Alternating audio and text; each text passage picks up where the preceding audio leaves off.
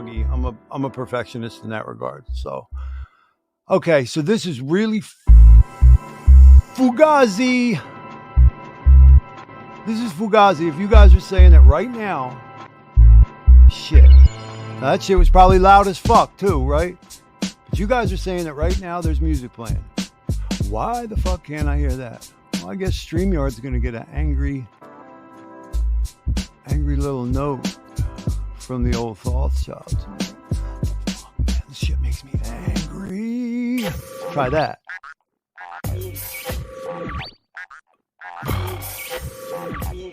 The fuck, man? You guys can probably hear it. I cannot hear this. It says it's playing. I know what it's supposed to sound like. I wrote it.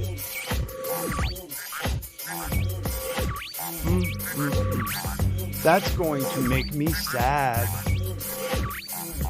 Because now I can't do my crazy psych up tribal dance for you guys. Hold on.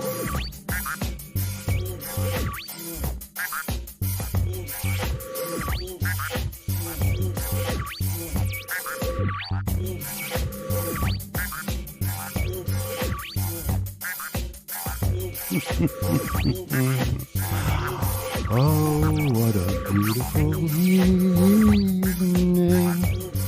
Oh, what a beautiful day.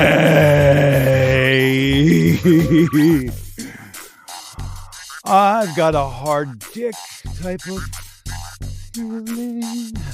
Everything's going my way. And that's gay. And that's gay as fuck, that's gay as shit, that this shit won't work, I can't hear dick, fuck it all, what am I supposed to do now? Oh man, the comments are just like fucking flying, hot pepper sauce. We got some people in here, oh my goodness gracious. Nate Stakes is doing some robotics, what's up my brother, thank you. Alex, thank you for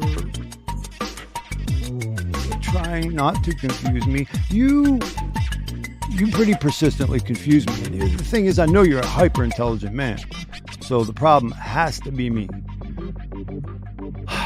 Oh, this is kind of classic right here. Shit, I was just watching some shit from like 4 or 5 months ago, and it was the same guy saying the same thing, and he was first on a rags to riches stream. It's Red Squirrel, he wins today, and he goes, oi, oi. That's in crypto, welcome. Let's get it and you go bang, bang. J6, Elliot, yo. Guys, if you are like battle tested, tried and true, allegiance, right? To Thothschild, right? To the efforts that have been put forth for the last year and more than a half, you know, hexagons since around day 420. 0.8 of a penny, motherfuckers. If you've been with me and if you're proven, and we know you're not like working for JP Morgan, guess what? You have earned an invitation into the divergent. Yes, this is not pretense. This is not something that we endeavor to do. It's what we are, organically, holistically, naturally. I have never once in my life tried to be different. I am the embodiment of the difference, and there is a difference. I know some people, goddamn, might even be related. Try, man. Really, really grasping, trying.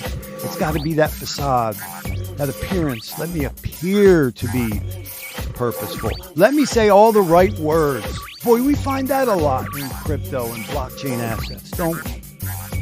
Just say all the right words. I mean, the jury's still out on some things, but boy, what comes to mind is you read that Zen like gray paper. You would think that Bambi and Santa Claus are going to deliver double-ended dildos and chocolate bars to every, man and woman on Earth. And a new era of peace is going to reign supreme across the sphere, or the pancake. Sorry, flat Earth. Or the pancake, the realm. I got you. It's all right. You guys know not. You know not. I'm about to do a public fucking 180 on some things, so don't you worry. But big up Jason, Archaics. Did you guys see? Did you guys see that shit? Torin, Tin Top, maybe Cosmic Cowboy. Cosmic Cowboy, much love if it was you. Crypto King and Self. Dolo. We were up in an Archaics live stream. I don't know, was it like about a week and a half ago? And I guess he had seen the word Hexicans enough in his live chat. He goes, Hexicans. Hexicans, you guys will have to forgive me. I'm kind of retarded when it comes to tech terms, but can anybody tell me what a Hexicans? What a Hexicans? Man, I clipped that shit. Find it on my Twitter. I'll try and find the clip link. I'll probably show it to you guys again today. But it was great. It was great, man. Archaics, the hottest fucking commodity in alt research right now. Shouting out Hexaco, shouting out Hexicans. Now here's the thing about that. Guess what? Jason Brashears of Texas. Oh, wait, we might have Brandon. We might have something there, right? Jason Brashears spent his whole adult life in jail. Now, the preeminent chronologist in all of alternative history research. This man's coming to the table with like 60,000 subscribers, guys. And he's a Hexicans, right? Okay, and then I got the all-time GOAT motherfucker clip for myself out of it, because after the clip where he says Hexicans, he says Thothschild. He goes Thothschild. He goes, well, my God, that's like Rothschild. And I was like, yeah, man, because half the fucking people in my own community can't get the shit straight, man. They're like, Thothschild, T-H-O-T, that hoe over there, and you are the son of her. Thothschild. Yo, motherfucker, read. Right. God damn. So now I got Jason Brashears, Archaics, in his Texan accent, going, Thothschild. It's too perfect. All right, you guys are really crushing it on the comments today. I'm so happy for this. And we got a good number of people here, man. Like 15 at the outset. I can't complain, man. It's a beautiful thing. Elliot says, let's go. Hex on air, Red Squirrel. Channel hopping. He gets around. That's okay. That's okay. We love that time. I don't know what time you refer to, my friend. Bugs, I think you got some wrench help. If my broken, burnt brain remembers correctly, I think a couple people got wrenches. Was it maybe Hex Mac and Finn or somebody? Maybe Gina. I can't remember. But, well, most certainly you will, kind sir. Thank you for pointing out that that's one of the things that goes down here. Z, what up? MT, what up? Pretty girl, what up? How are you doing? She brightens up the whole damn room. Although her name was Bob last week, that was fucking me up a little bit. Because every time I'd say something sexually suggestive, Bob Laguy would wink. Send me a text message. Really inappropriate shit. My man, BRY162. I don't recognize you, so I want to say welcome. And thank you for hanging out with us. Thank you for the report, as always, Elliot. That's what's up. Check her out. She's tripping the light fantastique with us this evening. 4:45. p.m. Eastern Time. Wednesday, October 19th. Guess how I'm spending my birthday? On Saturday, I'm going to interview Finbear. That's going to be my present to myself. Yeah, Finbear is in queue for the first movers. However, not before we get after some DJ Cryptomatic. That's right, guys.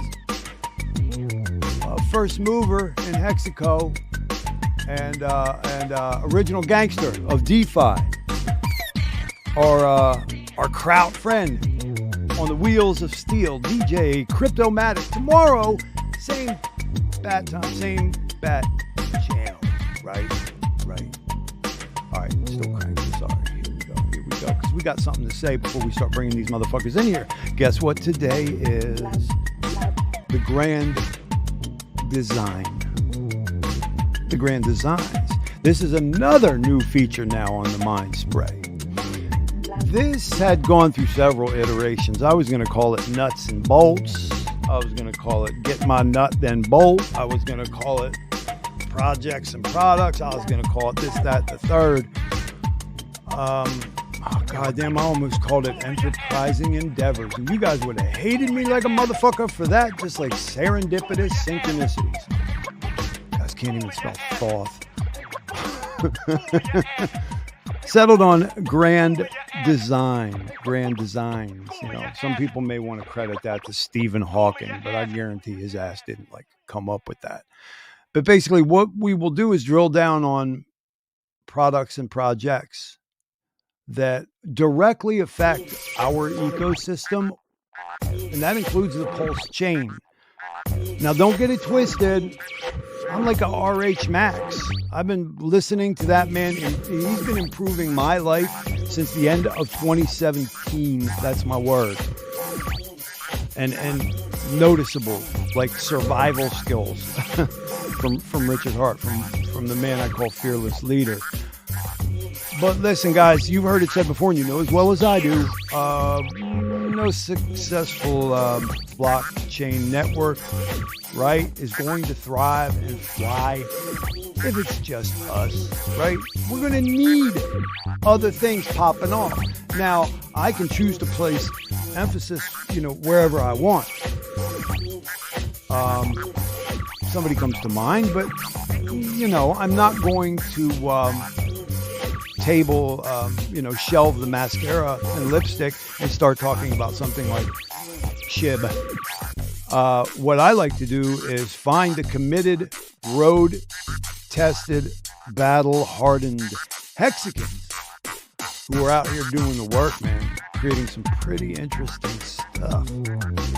So to that end, it's exciting.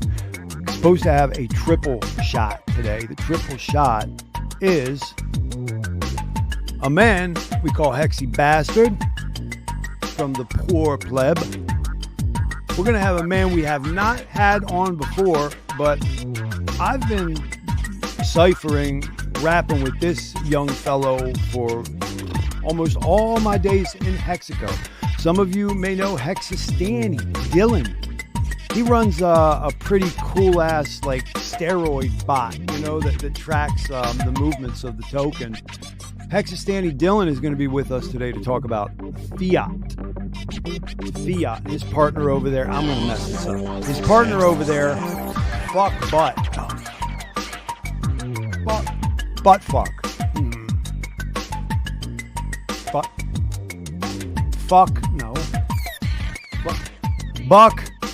Got the first one. His partner at Fiat is Buck.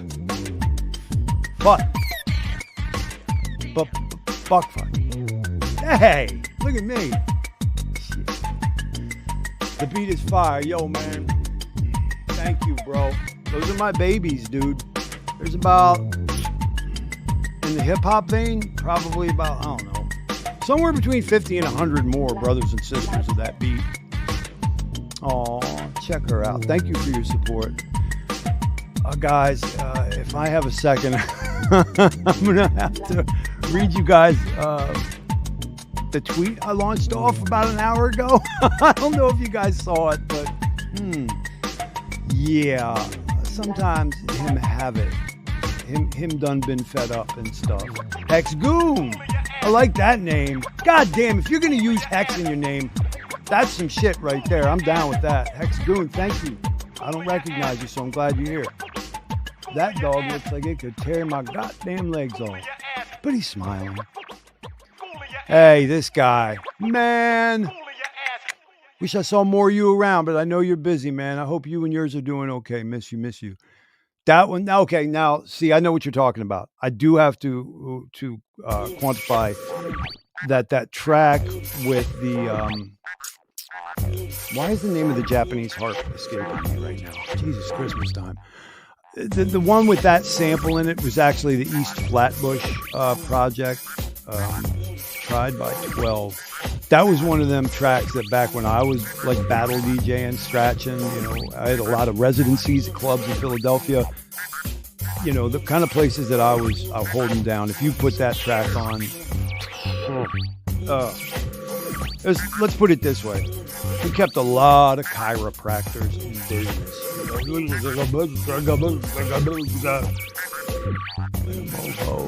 lot of good people in here. He said.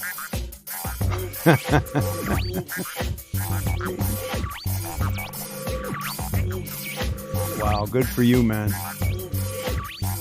Yeah, they're my favorite. My favorite.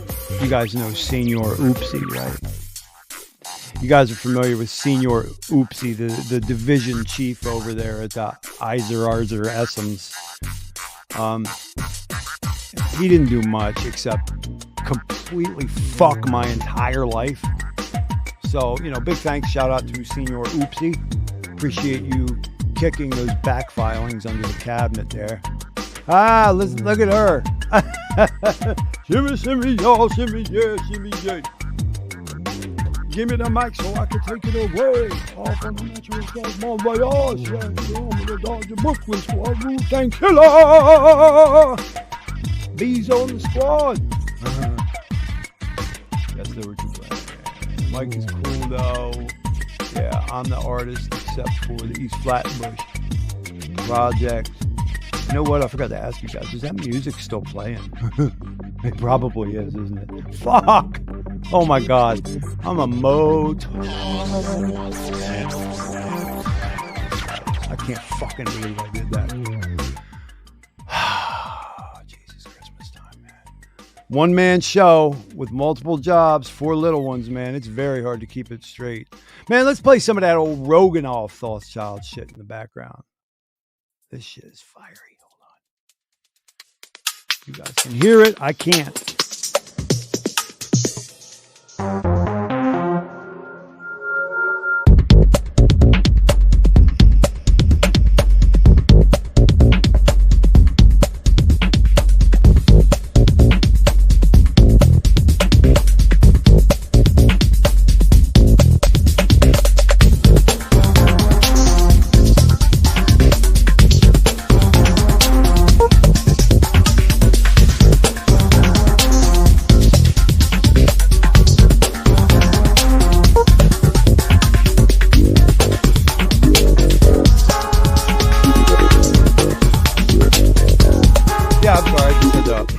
Give myself a head for a moment. Because nobody else is. Waka waka. Okay. Moving back through. I'm just going to try and get cleaned up. Sell me some vinyl. Man, most of my shit never made it to vinyl. I had a couple guest spots. And I don't even think I have the vinyl of the stuff I guested on. I do know that some of my music got stolen before. Like guys would record me when we had an open, mic running in a studio. I'd be on a dance floor the next year at a club. I'd be macking out with a honey, and all of a sudden, what the fuck? I'd be listening, and it'd be like my guitar playing. I swear to God, I kid you not, man. Okay. God damn it. That makes me sad. Okay, I'm gonna skip some of these. Yo, EJ, I don't recognize you so much. Welcome. What is that? Is that like Decentraland in your avatar? Man, I thought that, I don't know if you guys remember a year ago, I said that was a project that Pulse was going to eat up, man. They were going to love us. But then they went over to, Polygon, I guess, and they're transacting for pennies over there. But Decentraland, man, those people got eaten alive. They got eaten alive by Vitalik and them fees. Oh, look at this. I like to hear this. That's funny. Oh shit, we should give him the lyrics. There are lyrics in one of my songs that say Sirwin Vegas. Sirwin Vegas and Navigators. That's from Melee Sparks, the Rebel Rashid, who was on my track Drop Blessings. Word. Now see, don't do this to me, guys. That sounds nice. Tobel Roos already called me the best MC in Hexaco. I think there's some people who do not want to hear that. That come to mind. Oh man, brother, man. Look. That's from all of us, my friend. You know that I know it well. Hexographer, man, hold your head. Blessings to your lady, man. We're with you, dude. We are. I am. I can speak for my part. If you wanna just shoot the shit on the phone, I could explain to you a dozen different ways I kept the gun out of my mouth in the calendar year. I'm not fronting, brah. Now, I would never do that. If that ever happens, there's one person in Hexaco I would recommend taking a look at, but that's a different thing for a different day. Hey, girl, that's what's up. All right. Let's keep going. Nardo's here. Nah. Yeah, Nardo, what up? Thank you for stopping through, my man. You know what, guys? I've said it before and I'll say it again. Nardo is one of the primary reasons I stream. When I brought Crypto Sporebook unscheduled for Philadelphia, I brought them to Philadelphia, obviously with the cosign and support of Rainmaker and Tony. That was such a great time, but it was Nardo who took me aside. It was just like, yo, bro, man, you got to get out there. You got to do it. I was like, I guess I don't have much on the creative front going, and I am kind of wired for this shit. I think I went to college for about 4 days, and I studied TV and radio journalism. So now we're getting into the zone where there's a certain Brit who is supposed to be here, and I thank you, children of the grave. Retrospectively aware of that, you sunshine. I knew it. I fucking knew it, man. Man, our prayers are with her, my dude. Stay strong, dude. I should get you. I mean, you're out in Cali, so you have a lot of alternative healing opportunities out there. I know that's right. But if any of you ever wanted to talk to me, I know that there's a lot of us in the community who are starting to bring this up. I heard, for example, Randy last night, 𝔾ℝ𝔸ℕ𝔻, talking about how he's going to take his channel in the direction of some of the holistic health, some of the natural healing. This is necessary, guys, because if we're in the process, we are in process right now of creating the parallel world. No doubt, unequivocally we are. That, you can't chicken shit out of that shit, man. You can't be like, oh, I'm comfortable with my big toe over in Legacy Land, but the rest of me is going to be over here because I just want to be free. No, that's not how it works. Freedom is only with responsibility. We're culpable for everything. Our choices, our morality. Mark Passio says a society is only as free as it is moral. Tell that to some of these motherfuckers out here who just want to get over. They just, if you look close enough with the right eyes, guys, you could tell. You can see. They'll shake their head and say all them right words, but they really, really are only here to get over. When me. WENME. They should just put it on a t-shirt. I might be related to some people like that. Oh, I didn't say that. I'm way behind, aren't I? Oh my God. All right. I'm not going to be able to read them all. So then I just want you guys. Whoa. What's up? What's up? Yo, bastard. Did you look in your Twitter, sir? Are we having a problem? I better get scrolling.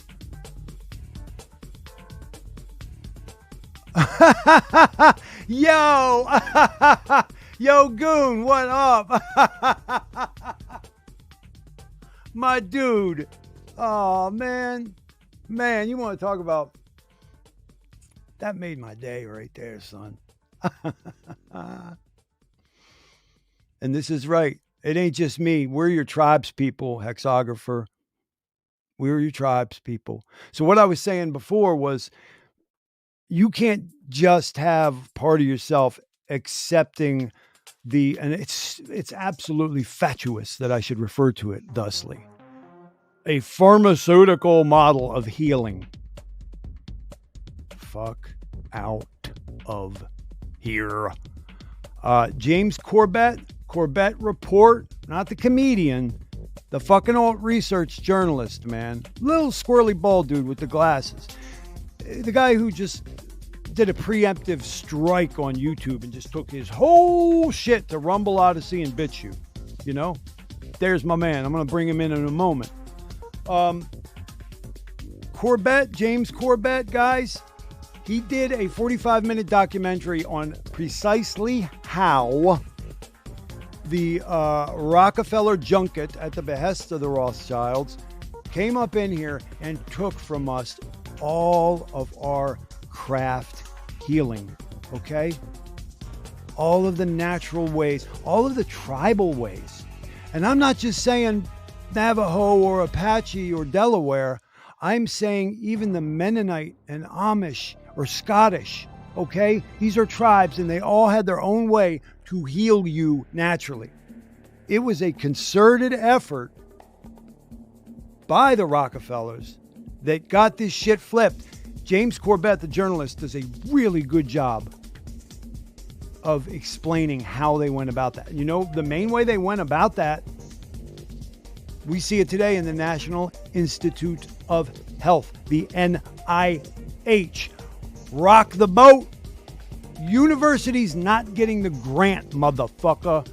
That's how it works. You're a professor, you're going to teach them kids the way we fucking told you to teach them. That's where the whole lie issue's from, guys. That's how they had everybody saying, yeah, you should stick this mysterious jelly in your veins because you got the flu. Okay. You see the shit they're pulling out of people, the corpses? It's like some alien shit, yo. I ain't even trying. That all started with me thinking about what hexographer's going through, man. I know you probably tried everything, but if you want, I got people, my brother, chiro, naturopath, sister, nutritionist. You know, it was my sister who first explained to me, like, the brain chemistry thing. You are what you eat. You are what you're depressed. Believe me, I have experience, guys. If you're fucked up in your head, you don't have enough of something, or you have too much of something. It ain't as woo-woo as once thought. Hey guys, the purpose of being here today is the grand design. The grand design, as I said, is looking at some of these worthwhile projects. Today's about things that are going to be rocking on this pulse chain, this fork of what now? Ethereum 2.0, right? We're going to have our own blockchain network. Motherfuckers, say what? I selected 3 guys who interest me in particular. In fact, I should probably poke HEXISTANY over in Telegram to remind him. But guys, today we're going to have Brandon Rags from Texan. We're going to have HEXISTANY from Fiat. And for the second time on the Mind Sprizzles, it's my great joy and point of pride to welcome none other than the Hexy Bastard. What's up, buddy? How you doing, man? Yo, man, I watched back our first stream, and I realized the dynamic that was occurring was I think I was honestly being a bit of a fanboy to you.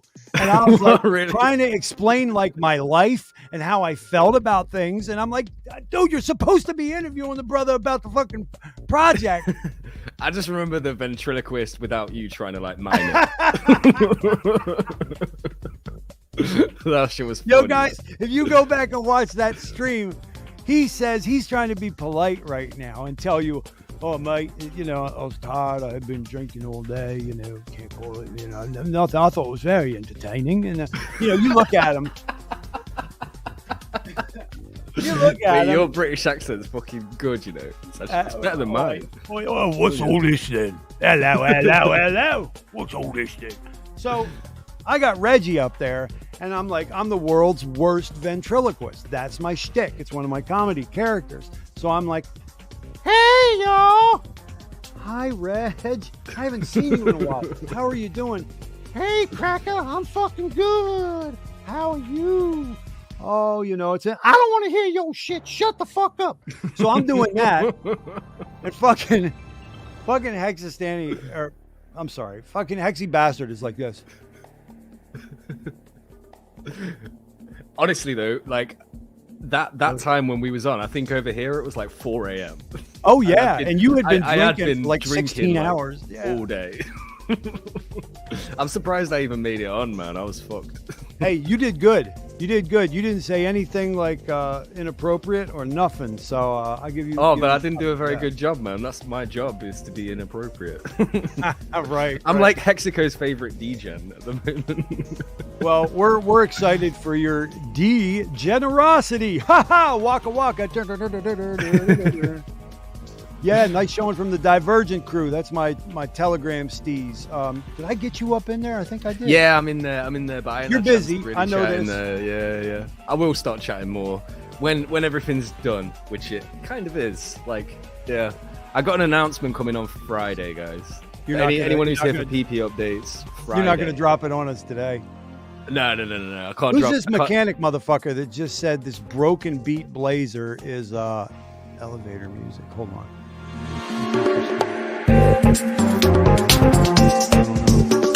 All right. I don't know if you meant to do that, but you've made it louder. Oh, no. I know. I tried to. All right. Let me just blow a head off here for a second. I'm gonna get rid of it.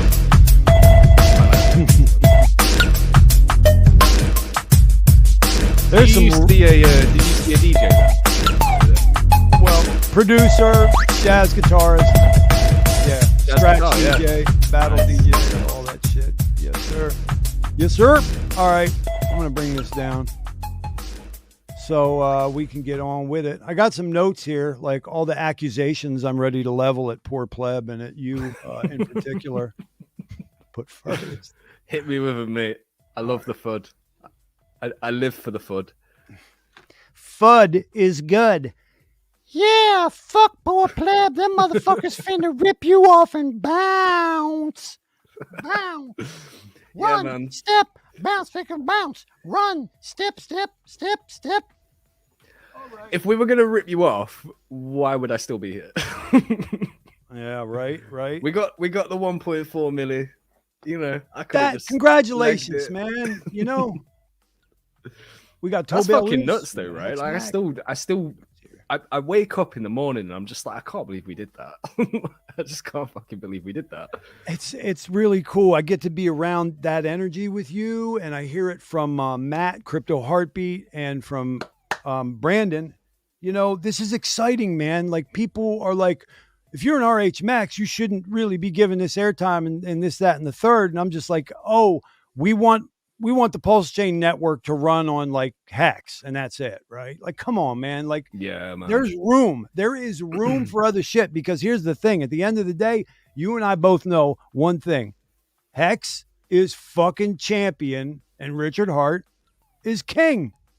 I don't think we, deny any of that shit. I get that, mate. I'm pretty much a Richard Hart maxi myself. Like, I always have been. Like, since I found the guy, he preaches the best shit. He has the best product.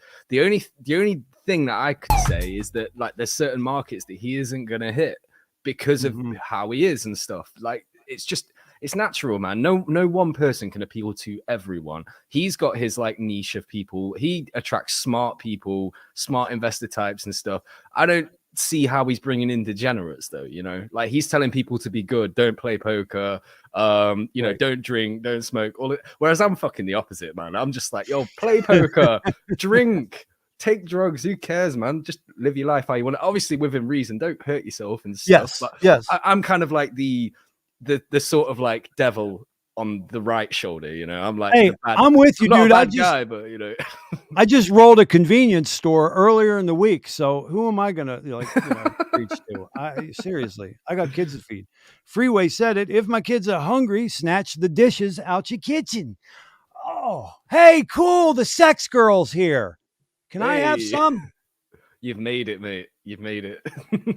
If that's your photo, you're featureless, honey. You're really featureless, girl. You got to do better. Yeah, like my hot photo here is just a fucking avatar. What's she on about? Silly bitch. Get rid of this. I'm sorry. I left that up the whole time, too. Jeez, oh, man. You'd think Thothschild was the producer of this fucking jalopy as well. All right. Yeah, man. So what's been going on your end then? You been busy? We're not even up the dip. We're not even going to talk about any of that. We're not going to talk about me. We're going to put your feet to the fire. All right, cool. Uno momento. Can you see the chat? Yeah. Oh, good. If anybody has any questions that they want the bastard to field. Other than when launch, because I've heard when launch about 500,000 times in the last fucking day. Oh, I believe that. Mate. Uno momento. Software is hard, guy. 2 more weeks, mid-May. I don't know, mate. Hello to everyone in chat. Looks like I'm the producer now. How's it going? You can't bring up alcohol to an alcoholic and have him not start frothing at the mouth. I'm not actually drinking today, mate. I had a rough one a couple nights ago. Oh, whoa! I don't know if I would have had you on if I'd have known that, man. Oh. Mate, you should have seen how much I fucking had the other night. Like, so I'm in a band like now. It's a little 2-piece band, just me and my mate, and we do like punk and stuff like this. Right, we talked about that last time, I think. Yeah. And anyways, every time we go rehearse, we just end up getting so smashed that we can't even play by the end anymore. And like, mate, there's a sofa in this rehearsal room, right? And about 3 or 4 hours in, I just crashed out and fell asleep. I bet, man. I'm the same way. After about my second or third, it's like demotivation juice. I can smash shit. If I'm doing physical labor, I can keep going. But if I'm doing like brain work, done, son, production on that front. Yeah, man. After a while, it fucks you up. But yeah, it's good though, man. It's like you kind of need like the first 1 or 2 just to get you in the mood, but then it's all downhill from there, like you say. All right. Well, listen, we're gonna do a quick review, and then we can talk about anything you're willing to offer us. Poor Pleb symbol, your little $sign with your little PP. You all have had an immature delight field day with that one. We have admin key. No, immutable. Correct. Yeah. So okay, very good. Yeah. So there's I'll just divulge on that a little bit. So when it's launched, there is, I don't even know if it's classed as an admin key, but like we launch the ERC20, we distribute the tokens, we set the PA address, and then we relinquish control. I can't remember the name of it now, but you basically don't control it anymore. There's no changes can be made after that. But we have to have it on there for like 5 minutes so we can do one action, and then after that it's like completely admin keyless. Okay, I do understand that. That would lead into, I guess, the question, some clarity. I know that you were on the fence because originally it was said that this was going to be fucking the most basic shit, 10 lines of code. You had talked about maybe forking like Pulse Doge, but then thought the better of it. Audit. Is there going to be an audit, or are you guys good? What's your stand? Audit's been done, mate. Okay. Audit has been done. It's been passed. We did the audit with CoinFabric, which is the same people that did the Hex audit. It's always CoinFabric or Certic. That's all there is. Yeah. So actually, I'm not keen on Certic, man. I'm not Yeah. keen on those guys. They're dirty. But anyway, CoinFabric did it. We had the first batch that came through. There was like 3 changes that they suggested. They've been completed and they've just signed off on it. I'm actually going to put the audit out on Friday with the announcement that we do on Friday. So everyone will be able to review it. Ladies and gentlemen. Question about the Poor Pleb audit answered. CoinFabric, and we can find that where at the Poor Pleb site. Yeah, we'll put it on the website as soon as we release it. You see it right in his name line here, poorpleb.win, everyone. You guys are on the testnet on Pulse, yes or no? No, we're not on Pulse testnet. We've done so just to clarify, we're launching on ETH. Yes, you are. Very soon, yeah. So we're launching on ETH. We've done ETH testnets ourselves, private ones. We probably will put another testnet out for people to try, but we've tested it and we're happy with everything. So yeah, we were going to do a public testnet a while ago, but we just decided we wouldn't bother because we're getting an audit done anyway. So we'll just wait. Yeah. Mobius says, Poor Pleb token. What do you expect? But when launch and when Lambo? What do I expect? Man, honestly, like, expect? I know I'm not supposed to give any kind of like forward-thinking price predictions, but I am fucking bullish on it, man. Like I would say your sacrifice phase rather justifies and indicates that would yes, be exactly. So. And barely anyone knew about it, mate. Like we were like sort of half quiet about the whole thing. Like obviously I was loud and trying to get out there, but we didn't really advertise or do anything crazy for it. Right. And we still did this much. So like the branding is strong. The narrative is really, really strong. We're coming up to the end of the bear market now as well. So like when we launch, we've just got like the potential to.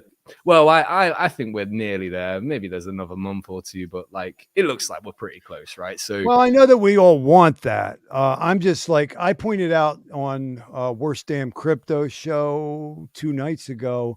The one thing about it that we have to remember is that it's never our will. I mean, God damn it, I'm a walking testament to that in life.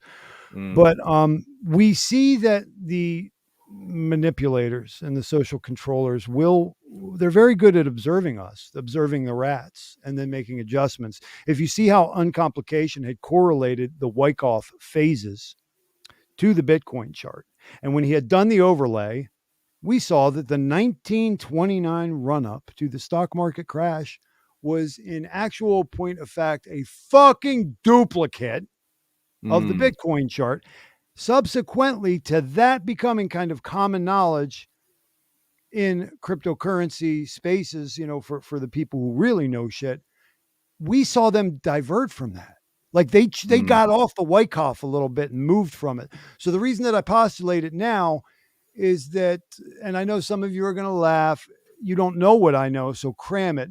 But the Shemitah year having concluded and being in the Jubilee, I personally think all bets are off. I mean, I agree. I agree with you. We haven't seen our black swan yet, and between now we haven't. And I was just going to say nothing's happened, right? Like I was expecting at least by now there would be some kind of a thing. I mean, the pound collapsed. It didn't even collapse really, but it went down a lot.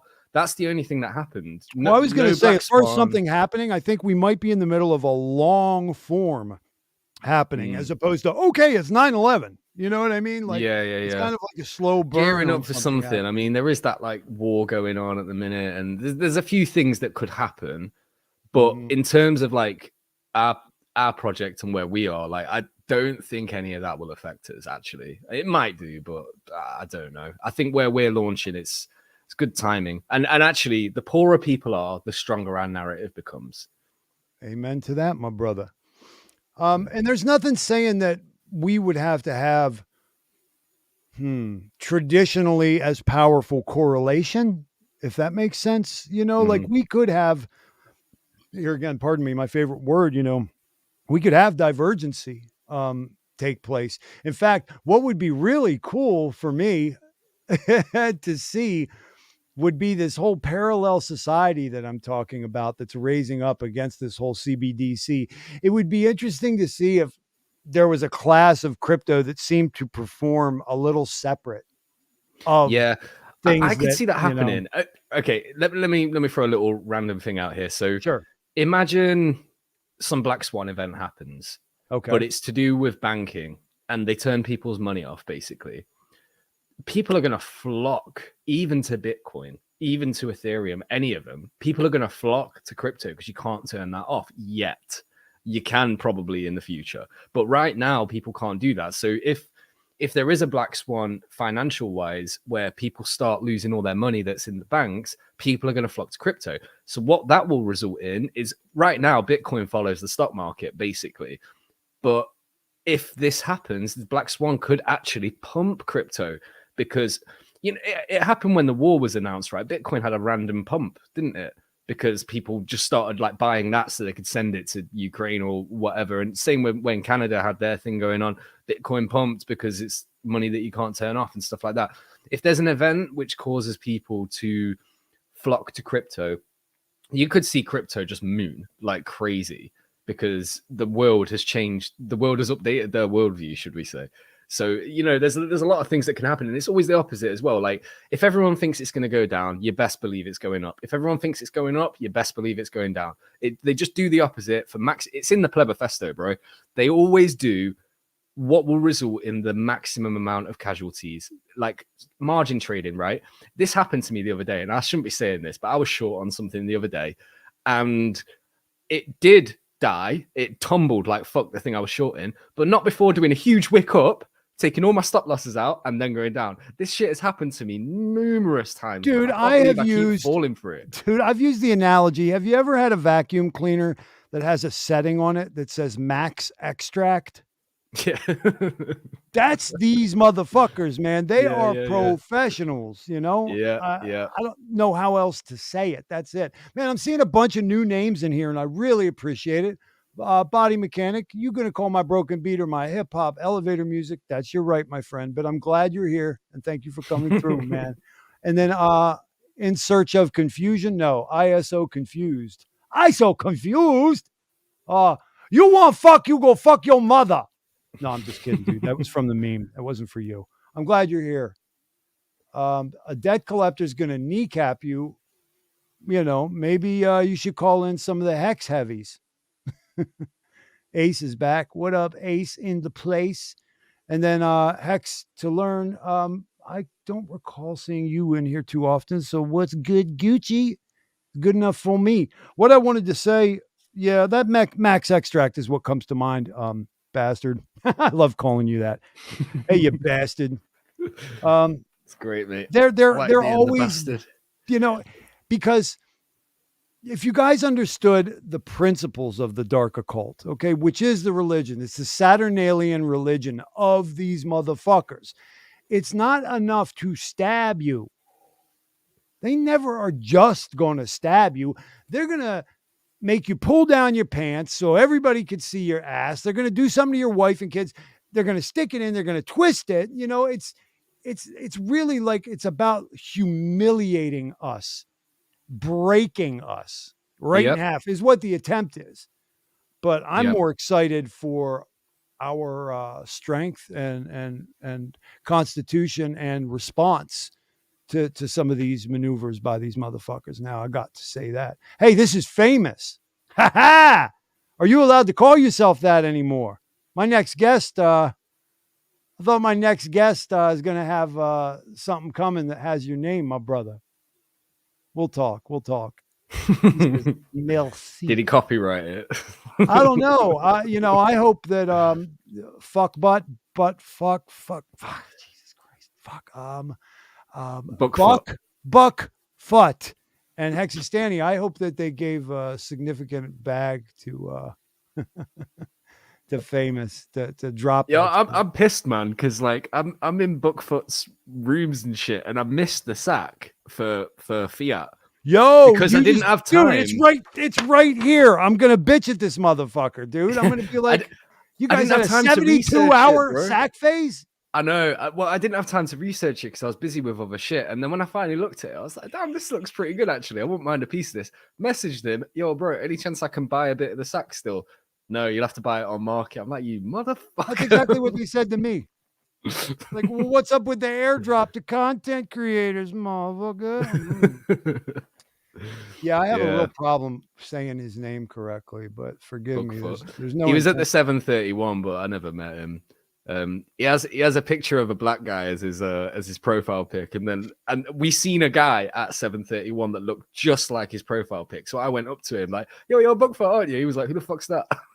Oh, no way. No way. I didn't even apparently know. He's not a black guy. He just uses get the fuck out of here. Jesus Christ. Guys give me a hard time for saying nigga because fucking Schoolie D called me that for years. I mean, that's a bridge too far right there, man. Shit. Yo, when Richard said that on that podcast, bro, I was like, ooh. Well, look, here's the thing. If people have a problem with that, here's what I want you to do. If you have a problem with me saying that, I want you to go back into my past and I want you to go ahead and find the 100, 150 more heavily melanated human beings who called me that. Like they were like, come here, you know? I mean, it's like, you know, I was trained. So if it comes out, I apologize if you got sand in the vagina over that shit, but I'm so far beyond it. I literally don't care. This whole thing of keeping us separate is what they get fucking erections over. And I'm done with it. Fucking melanin. Are you kidding me? I get it. It's daft. Hey, bastard, guess what? I'm North African. Okay, I got North African blood, so eat it. Fair enough. I'm sorry. Fair enough. We're forking the interview here. Yeah. Someone asked in chat a minute ago what the ticker for Poor Pleb is going to be. PP. PP. Big, thick, heaving, swollen. Juicy. You know, keep going. Fat. Girthy. Oh, and here it is. Some high quality commentary. From Alan. Thank you for your contribution, young man. Okay, so we got Poor Pleb on Eth and Pulse. We got it with you are saying only one admin key that's going to be at the trigger point, and then that's the end of the commands that can be. Yeah, it just gets revoked like as soon as the one function that needs doing is done.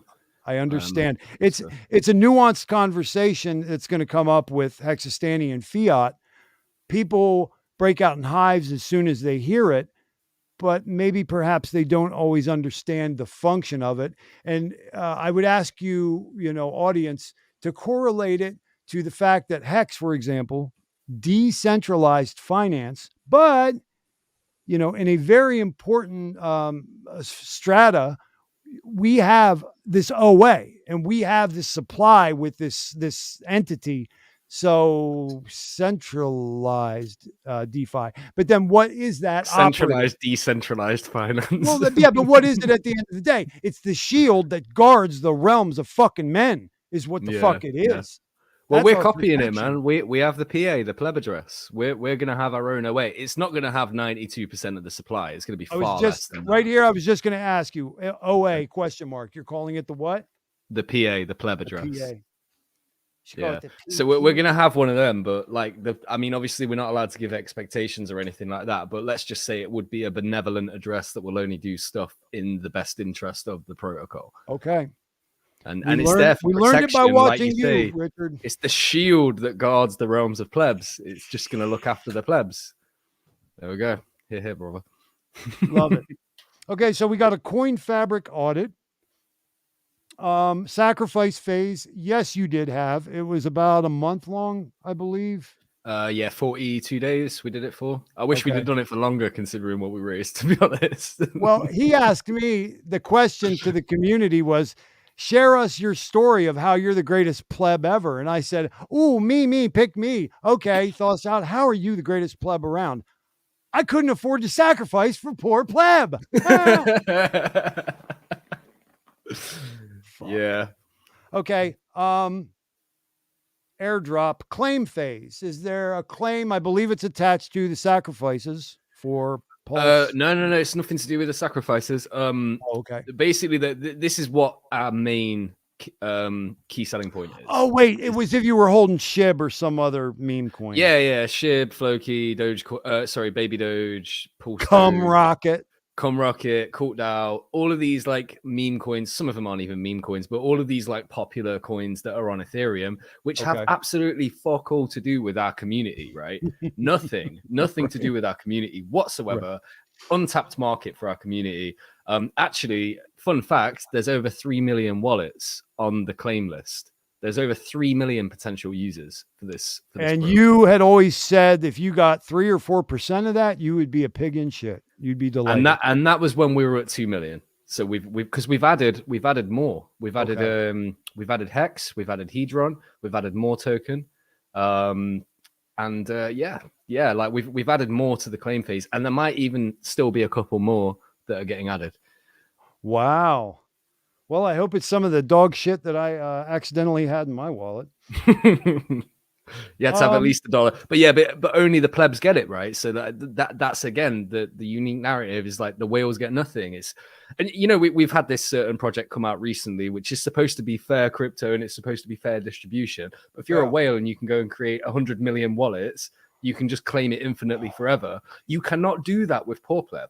You had to have already had between $1 and $1,000 of the specific coins in your wallet when we did the snapshot. If you did not have that, then guess what? You don't get it. So no whales are going to game our system. There might be 1 or 2 that slip through the cracks that had like, a bit of liquid hex in like 999.99. Yeah. There's going to be a few guys that slip through the cracks, but generally speaking, like 90+% of the guys that can claim this are genuine poor plebs that need free money, rather than enriching whales even more and giving them more of the airdrop like most airdrops usually do, as is the complete opposite. We only give it for free to the little guy. Big guys have to buy it.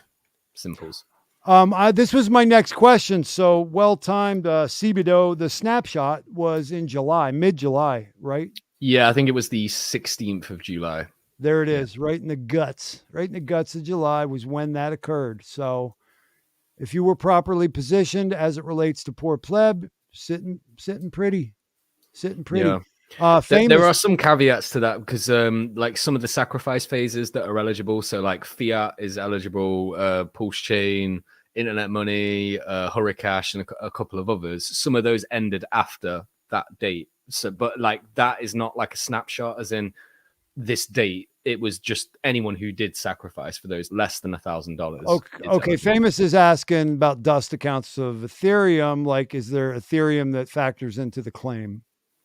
Yeah. So you'll have to pay Ethereum gas fee to claim your token. Well, yeah, but I think he's actually saying for you to be a part of it in the same way that you would have Ethereum's the SHIB or the Pulse Doge. Okay. No, Ethereum's not in the claim. I got you. So then my last question really, before we freeform on any updates or exciting news, we're right up against the time that HEXYSTANY is to be arriving. But let's ask real quick, supply. You are kind of like a meme coin, so you're following in those footsteps, which leads us to believe that there's 700 trillion of these going to be out in the world. Do you want to maybe refine that statement right there? Yeah. So before anyone claims anything, I don't know the exact figure, but it's about a 1.6 trillion supply, roughly. There you have it, ladies and gentlemen. Lots of zeros. But as people claim, so basically the claim function is going to run, and roughly 30% of every claim is added, and that gets sent to the PA to make sure that the PA maintains a good position within the protocol. So I haven't announced the number that people are receiving. In fact, you know what? Fuck it. Here's your little snippet. Yeah. So this is something. And I've been asked this a billion times. How many coins do people get on the free claim? Well, I can, with pleasure, announce here on Thothschild's world exclusive 1,420,369 tokens per free claim. There you go. Yeah! Oh my God, I'm so proud. At 1 hour and 11 minutes, we'll say 11 seconds, 11111, from the mouth of Mr. Hexy Bastard from Poor Pleb. We got breaking news announcement, guys. How fucking awesome is that? Thank you. Yeah, 1,420,369. Subscribe, you beautiful degen mo. Yeah, so and then from that, so like that's what your free claim amount will be, and then the PA gets 420,369 for every claim that is made. That goes to the PA. Okay, very which good. Is minted at the end of the 69-day claim phase. It's only a 69-day claim phase, so there's basically a hyperinflation period. And then after that, there's no inflation whatsoever. There will never be another PP minted into his existence. Okay. Ever. Is there any kind of burn written in any part of this? Nope. No. Okay. Okay. It's the most simple contract ever. You can That's buy what it, I heard you say. send it. Yeah. There's This nothing. is a new fella. 𝕗𝕗𝕒𝕥. Will there be a test net before launch? Or We've already done private test nets. We might Private. put a public one out beforehand just so people can double check their balances and things like that. But That's a lot of PP. But yeah, so yeah, it's gonna be there might be, but we don't need it. We don't need. We've done private test nets. Everything's working fine. So can you do me a favor and tell us the ratio again? What's the number? 1,420,369. And that's per claim. The amount does not change. So even if you claim on day 69 with an eligible wallet. So this is per dollar value, you're saying? Like no. It's that's PP. So like 1,420,369 PP that you will get, which works out at the base sacrifice rate. Without any multipliers or anything like that, it works out about $14.50. Okay. So it's enough so as that people are gonna want to go and mint it because the ETH fee is going to be less than $1, right? So you're going to get $13 of free money. You're happy to, and that's with the price at that rate. No one knows what the price is going to be when it comes out. The price could be way higher. It could be way lower. Who knows? But like that was kind of the base rate that we wanted to rock it out at is roughly $15 to $30, somewhere in that kind of region, because we wanted it to be enough so as that like people will come and claim it, but not so much as that it will nuke the price if everyone claims it and then just sells it. I got you. And I like your, I'm sure that this was completely immovable math, random chance that it would be 420 and then 369, right? Oh yeah, it's totally calculated. Oh my God, unbelievable! Math is elegant. Yeah, we've got good devs to make that happen for us. I definitely didn't pull these numbers out of my ass. Right. Oh, it's a beautiful thing, man. If you see any comments that you would like to maybe speak to, I'm going to go ahead and hit HEXISTANY and Fiat and Buckfoot.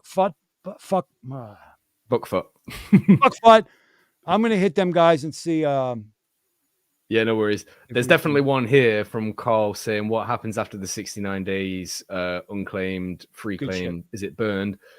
It will just never exist. And then if it's not claimed within the 69 days, it will just never be added to the system. Like once the claim phase is over, that is the inflation over. Like the coins only exist if they're claimed. Like obviously there's the sacrifice set and the PA amount and things like that. But any inflation is just coming from free claimers, of which there's up to 3 million of them, well, just over 3 million of them. So yeah, that'll be the supply, and then once that's done, it's done. Thothschild was just asking about burning and things like that. Now, I was hinting beforehand, like before when we were talking about this, that we might build things in the future which would encourage number go up. That might be one of the things that we're thinking about doing. But actually, we've thought of a number of potential ideas which could be added onto this protocol to make it more pumpy. We want it to pump. I want this. I would love to see this do 100x or more. Yeah, I would fucking love that. Like for such a stupid but well delivered idea, it would be insanely good. So I hope some of you plebs that are in the chat are glad that I finally announced that number. I better put it out on Twitter actually at some point. But yeah, so that's that. Any more questions in chat at all? I'll scroll up a little bit and see if there's anyone else. Goon says twisted gematria makes me love it even more. We could talk about that for a while. Carl's continuing with some good questions. No. 1.6 trillion is kind of like the starting amount, which is going to be minted. It's roughly that number. I can't remember the exact number, I'm afraid, but it's roughly that number. That's the starting amount. And then as people claim, that adds on to that number. So it could go up to like 2 trillion or even 4 trillion or whatever. It just depends how many people claim it. But the more people that claim it, the better, because we want users. The whole idea of this is to get loads of users, loads of adoption. And the more people that come along and claim it, if like it's geared up, like obviously I'm a pleb, right? I'm not the best at this shit, but we have done this in a certain way so as that like out of 10 free claimers, if half of them sell it and then half of them hit the buy button, or even if only like 2 or 3 of them out of 10 hit the buy button and the rest sell it, it's going to pump the price because they've only got a little bit that they can sell. And obviously it sounds like a lot, like 1,423,690, but that shit's going to have like fucking 3 zeros in front of it, so it's not that much really. You're like CBDO asks if Ye's getting a PP. Buy him one, mate. See if you'll wear it. Hey man, you know, we need to get Hex in that motherfucker's ear. Yeah, we do. Especially now because he's capitulating out of the banking system and shit, isn't he? Because wasn't he wearing a Satoshi hat the other day? Yeah, he sure was. I want to tell him. I just want to grab his arm and take him aside, you know, and just tell him what we know. You know, like, bro, you're on the right track now, but let me help you out, son. Man, you know, if a guy like Kanye or fucking Dr. Dre and people always talk about Elon, but even Elon's like, he's just weird. Like he's definitely don't get me started. Opposition. Bro, I do not like that guy one fucking bit. He pump and dump the market. If anyone else in the world had done it, they'd have ended up in prison. But this guy gets away with it. Anyway, any of these like guys, like fucking a big footballer or a big rapper or anything, if they come out shilling Hex, that's just gonna moon. Done son production right there. You're right. So we are excited. We got our signals crossed. I had moved him up about 15 minutes, but he's here now. I'm going to bring him on in, ladies and gentlemen. Part of the triple shot here of the Grand Designs. I'm very excited to welcome on Thothschild's Mind Spray for the first time, the brother representing the Fiat product. And I am going to call that a product, and you'll hear more about why here in this interview. But I'd like to welcome HEXISTANY Dylan. What's up, my friend? What's going on, gentlemen? You are on stream with us here with the Hexy Bastard from Poor Pleb. You gentlemen know each other at all? Yeah, we do. We spoke in the chat a couple of times, haven't we? Good stuff. Good stuff. A little back and forth in some private chats, but yeah, like fuck you. No, fuck you. Oh, okay. No, more like fuck Brambles. Fuck you, Brambles. It's just watching Brambles get mad at him. Yeah. Oh, that is quite entertaining though, to be fair. Fuck me, that guy. Oh my God, there was one of our old community members. Who is that fucking chick? I went into the Mitch Ray thing the other day and said something, and she was like jumped at me, like, get out of here, you Mexican bastard. And I was like, what the fuck, man? Like, I thought you were one of us. You know, I forget what her name was. She's a crabby little one. But yeah, Dylan, man, thank you so much for coming. Welcome, dude. Hey, man, thanks for having me on. I'm glad to be that's here. What's up. We're going to shoot the shit. We just got done holding Hexy Bastard's feet to the fire on Poor Pleb. Tidied things up. I guess, Bastard, I know you said you couldn't stay long, so I'd just like to give you this last minute or two. Anything that you want to give our 30 now viewers, it'll be 200 by tomorrow morning that have watched. You know, anything you want to say to the people? Nothing much really, man. Just that, like, we are launching soon, and I'm really, really excited to launch. If anyone's interested in hearing more, just go to our Telegram, which is t.me/PoorPlebWin. Go in there, ask questions, look at our amazing artwork and stickers and shit. We've got a lot of funny people in there. When does this claim phase? When's this claim phase rocking? As soon as we launch. Okay. Yeah, as soon as we launch, that's when the 69 days start, and then that's it.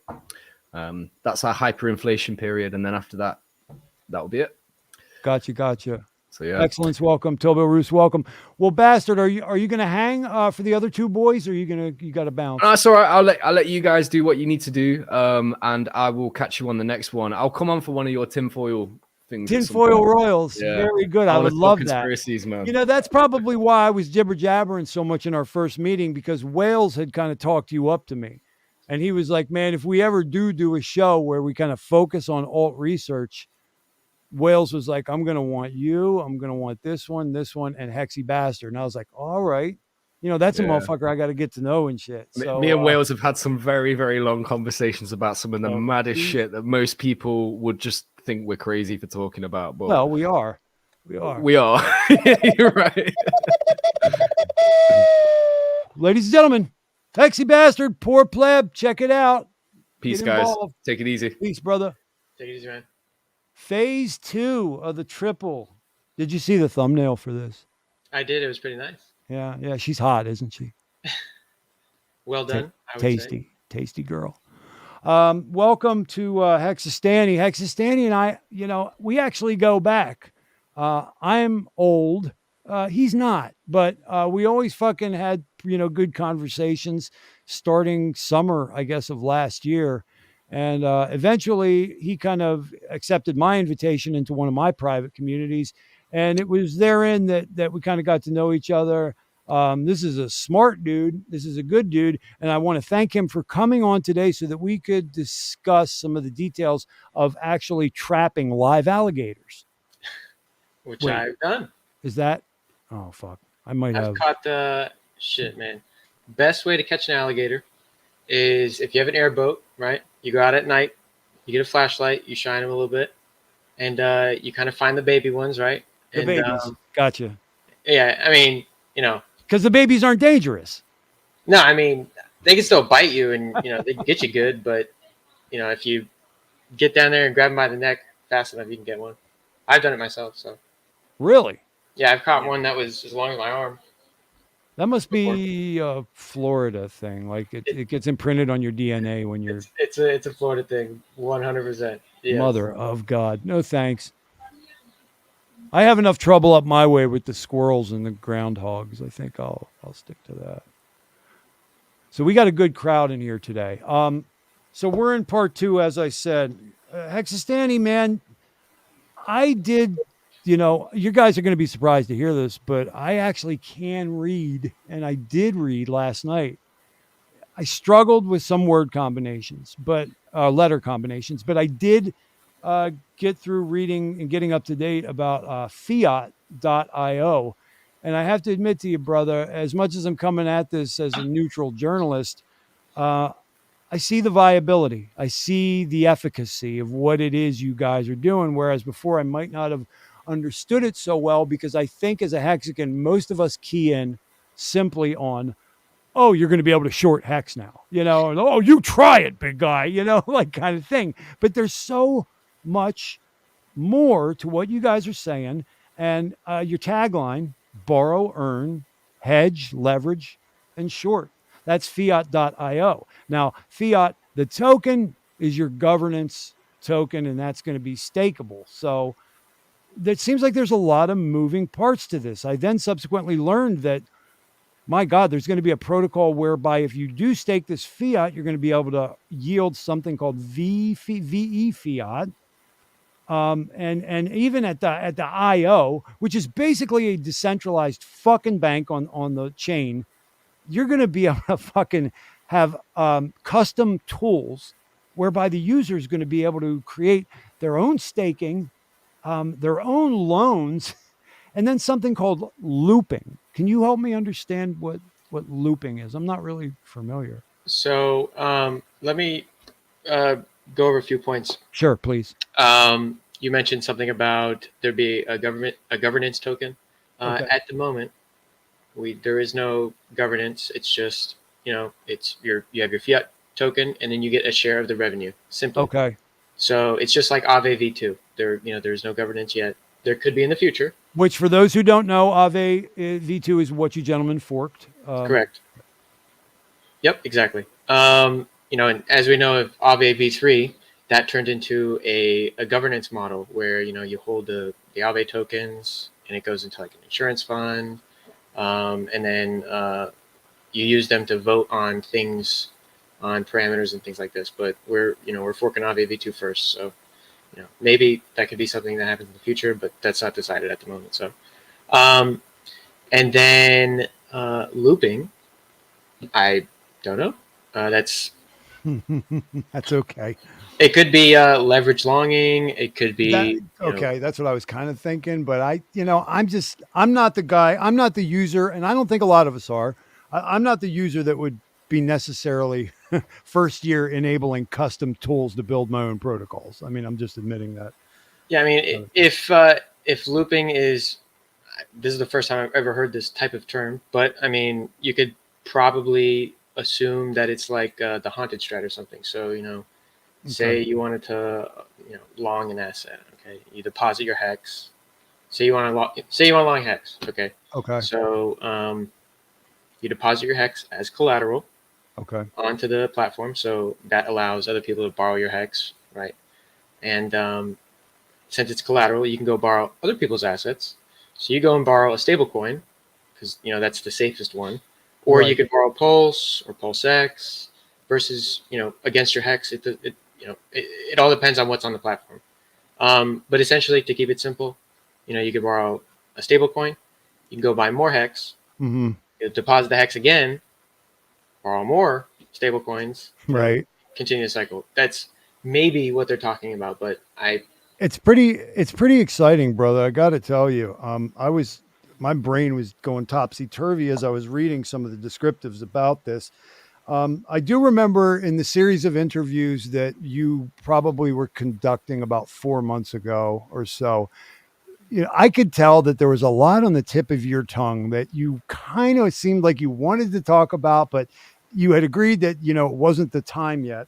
So as I'm exploring, your attached sites, I come to find famous.io. Our boy is in the chat here, and then fatty.io. Can you explain to any of us what's going on with Famous and Fatty? sure. Well, Famous is going to be an on-chain leveraged trading platform. So you could think of BitMEX on-chain, things like this. The exact thing that we're forking hasn't been made public yet. Okay. We are, however, probably going to have a demo ready to release publicly. I don't know, maybe in the next few months or something. It's live now on testnet. It's just not publicly available for anybody to try out. Mhm. You could, start keeping an eye out for that. Join the Telegram. I think it's t.me/famous with the PH. Okay. Hex, And by the way, guys, that is the spelling that they're going with. Philadelphia, fat, PHAT. It's everything's, starting with that whole PH, which I think is clever and cool. Yep. So what's up with Fatty, man? So Fatty is something that will have no coin, no sacrifice. It's just a read-only wallet. It's it's for anybody to use. You can see your hex stakes. You'll be able to see liquid loan vaults. You'll be able to see all sorts of stuff. Whatever you want to see, whatever's relevant in the community at the time for Pulse Chain will be on there. Okay, very good, man. I have, if I can find it, but maybe I don't even need to. I had a link that I had pulled up that really succinctly described this whole question of admin key with you guys. Now, there again, in the same way that folks knee jerk when you talk about shorting hex, they knee jerk at the admin key. Upon reading the description that I read of the function of this limited access admin key that Fiat's going to have, it made perfect sense to me of why you guys are having this, why you're doing it this way. Can you expound upon that at all? Yeah, so you could look at it more of like a governance keys, right? So Yes. things that they'll be in charge of is adding new tokens or disabling other tokens, things like this. It's not really like, for instance, if something is disabled, that just means whatever existing collateral is open, no more can be opened or things like this. But your funds are still in the contract; they're still able to be removed. Mm-hmm. You're still able to pay back your loan, et cetera, et cetera.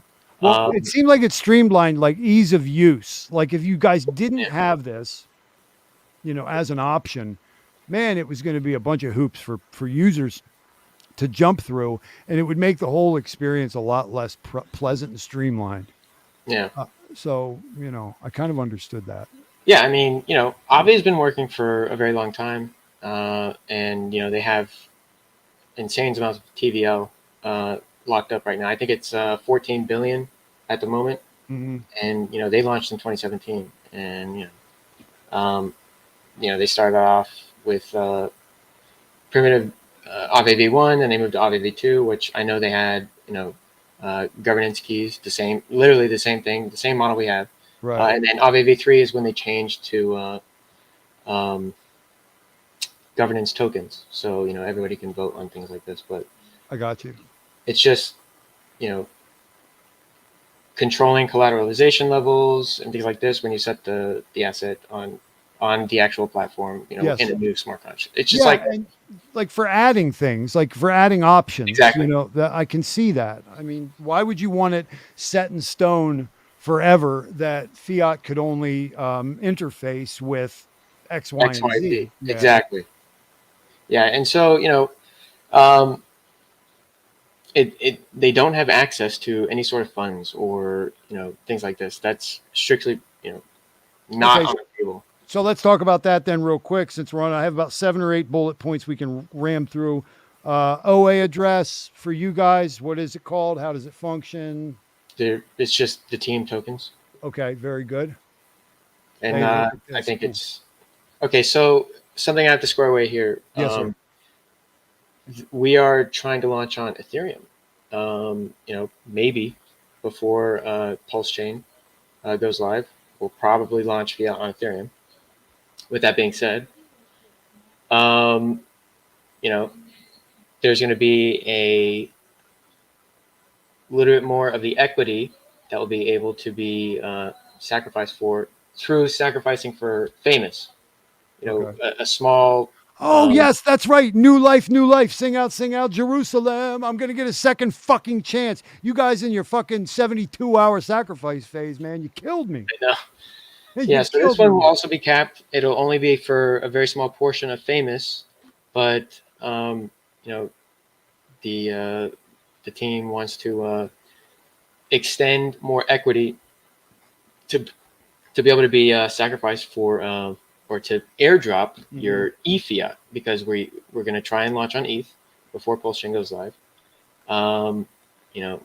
Maybe at the end of the year, a little bit after the end of the year. Maybe. So it all depends on if Pulse comes out. So if Pulse comes out before the end of the year, then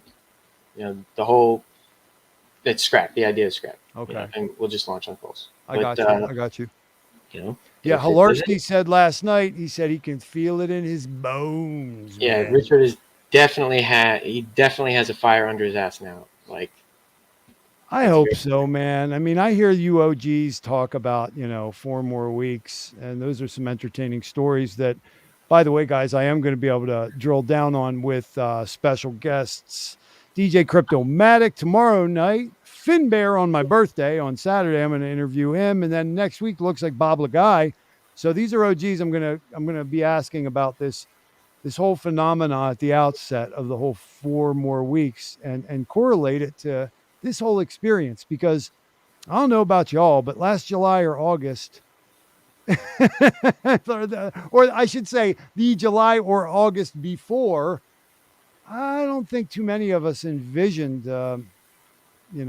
being in October 22 and this baby still hadn't pop. Yeah, totally with you, man. So you guys are on the test net. Yes. You had a sacrifice phase, which I already alluded to, for a working single father of 4 young children.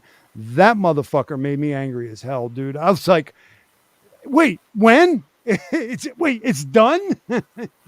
Yeah. Like, enjoy the market buys, bitch. I was like, Yeah, it went by very fast. But essentially, if Pulse Chain doesn't launch by the end of the year, you'll have a second chance to get an allocation of eFiat. So if we launch on ETH, yes, sir, then you'll be able to sacrifice for eFiat, right? So these are Fiat will be on Pulse, eFiat will be on Ethereum. So there's 2 distinctions here, right? Okay. If you buy eFiat, it will not transfer over to the sacrifice set of Pulse. So say you sacrifice for the first round, right? You're going to get an allocation on Ethereum and on Pulse. Okay. If you sacrifice more if you sacrifice for famous, you're going to get airdropped a little bit more eFiat. No, I'm sorry. Did you say when this famous thing is initiating? I don't know if it has. I don't know if it's been decided yet. Okay, I understand. Very good. Keep an eye out for next month. Just pay attention to the telegrams. follow Fiat on Twitter and everything. Okay. But, Very yeah. good, man. This is all kind of flexible, play by ear kind of thing. So it all depends on, like so many things are. I'll tell you, Yeah. it's getting more and more to the point where involvement in this ecosphere is kind of like a part-time job, if not a full-time job. I mean, just for the users, just for the asset holders and investors to stay on top of what's going on, how to operate in the system and not completely wreck yourself or sound like a complete jackass. I'm sorry, guys. It's like you're going to get out of things what you're able to put into it. It's not just when me fucking whatever. It's like there's an exchange. There's a reciprocity going on here. So, I guess if you got to miss days because of the rest of your life, like I so often do, just breathe deep and try not to want to jump off a fucking bridge. And you'll be like, I was gone for 2 days and I'm clueless about what the fuck's going on here. I know, dude. It's crazy. Sometimes I'll tune out. I'll tune out to the market for like a week, and it's just like I come back. What the fuck is going on? It's crazy. New viewer, new hanging out. Oswald, Randy, welcome. You just missed the bastard. Guys, real quick. I'm not going to lie. I'm not going to act like I'm the neutral fucking journalist. This is one of my fucking best friends in all of Hexaco. He's decided to join us right on time, actually. He has. But this is the third layer of the triple shot of the grand designs. HEXISTANY, you have any problem if this ginger fuck comes in here and listens to the rest of your portion?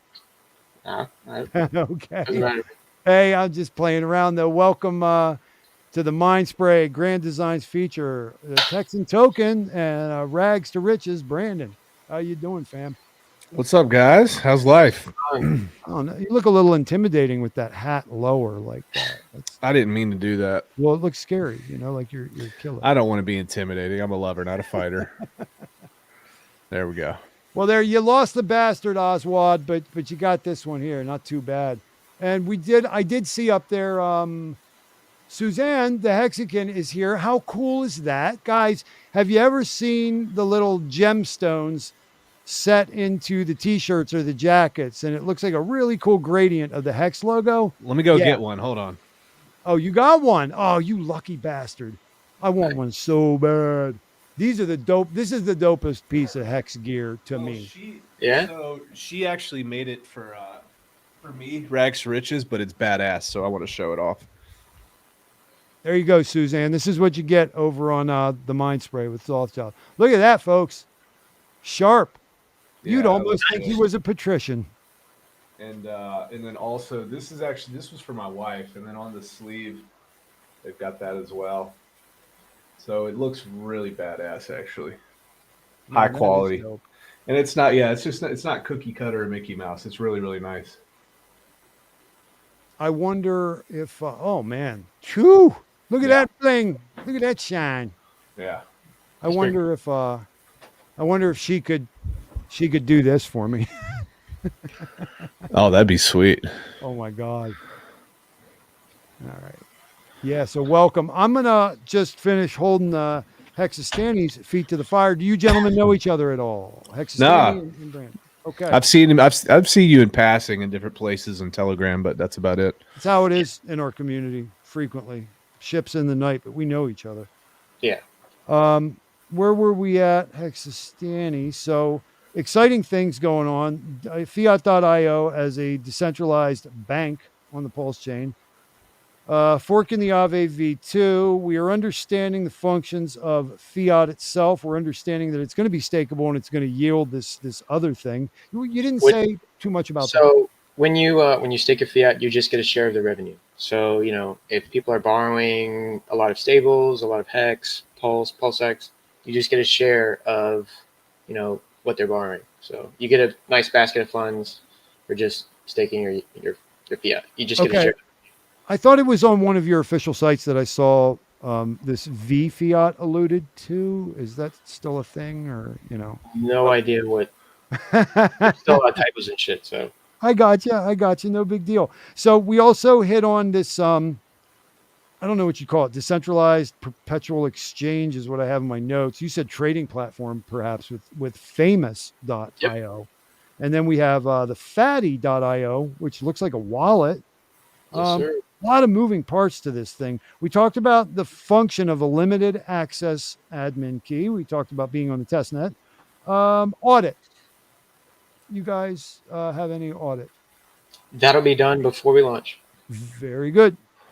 You going with Certec or Coin Fabric? Do you know, or just I don't know what they're going to choose to go with, but yeah, before it goes live, okay. We'll have enough. So I already cried out loud twice about the shortness of your sacrifice phase. We know what's up with the OA. Dylan, any type of airdrop, contingency, claim phase, anything like that going on, or was it strictly your sacrifice? It was just, you sacrificed, and then like on testnet, if you haven't yet, you can go and claim your allocation or whatever. Well, do you have the power to roll back the fucking hands of time so that Thothschild can? I'm just sorry, sir.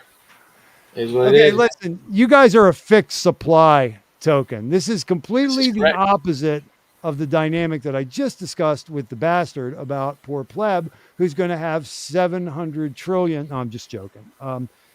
You guys are basically stopping it at what I'm seeing to be 55,555,000. Is that correct? That's correct. Yep. Wow. Okay. So, what else is crack-a-lacking then, my friend? I mean, this is, of all the projects that I've been looking at, this is the one that seems to have the most optionality to it, and the most moving parts. I would definitely have to up my own education to even use some of these things. But that having been said, at its most basic level, you've got fiat, you can stake it. And with .io as the bank, borrow, earn, hedge, leverage, and short. Anything to add to any of that, HEXISTANY? I mean, it's pretty straightforward. It's Yes. not extremely complicated. Its main use is to free up cash flow so you don't have to sell things, right? Mhm. So it's not just for speculating, which that's really fun to do. But essentially, the whole premise was, Hex is not listed on Fiat, or I'm sorry, on Aave, right? But there's a lot of people that would like to extract value out of their Hex without having to sell it. So, the next best thing would be to collateralize your Hex and then borrow against it, free up some cash flow, do what you got to do, either speculate or take a loan for something you want to do in the real world. Mm-hmm. Can you draw any distinctions between another thing that I won't say, I refuse to say out loud, but it seems like it wants to be on Pulse Chain and serve that same function? Is there any differentiation between the way that you guys are doing this thing and maybe another project is coming at it that you know of? I'm assuming you are alluding to 𝕿𝕚𝕚𝕥, which, I've used their stuff. It works good. Good. I'm glad to hear that. I'm glad to hear that. I on testnet all the time, right? I actually was one of the first people on testnet to provide most of the liquidity for them to be able to trade it on PulseX. I posted like $15 million of liquidity just so that everybody could trade it and stuff. Wow. I'm surprised they couldn't find a couple extra pennies from that sack phase they had. Yeah, I mean, look. I'm just fucking around. I want that to succeed. I do not want that to fail because that's going to hurt people. And I don't want my Mexicans hurt. Yes. But yeah, like on early days of testnet, there was a time where the fixer bot never ran on the Uniswap pools, and I was able to get my fingers into those Uniswap pools, and I was able to sell some Pulse for USDC, like 1,000 Pulse for 2.5 million USDC. Wow. So I did that a lot, and I'm sitting pretty on testnet. So well done, young man. I'm digging it, dude. Well, I think I got to give you the hot fire. Okay, you've earned it. Much appreciated, sir. Yeah, man.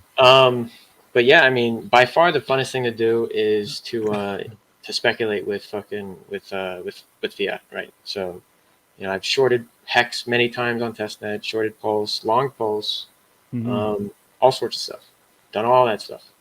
You know, it's really fun to do that. It's risky to do that. Yes. You probably shouldn't do that. What you probably should do is, you know, either stake the coin, you know, fiat, and just get a share of the revenue of other people doing this stuff, or, you know, deposit your funds, take out a responsible loan, do what you need to do, IRL, pay it back at your leisure. You know, there you go. It's only ever as risky as you want to make it, friends. Yeah, of course. Nobody's holding you down to do anything. And by the way, never financial advice on Thothschild's Mind Spray. We're just, you know, being transparent and talking about these things, letting you know what your options in life are.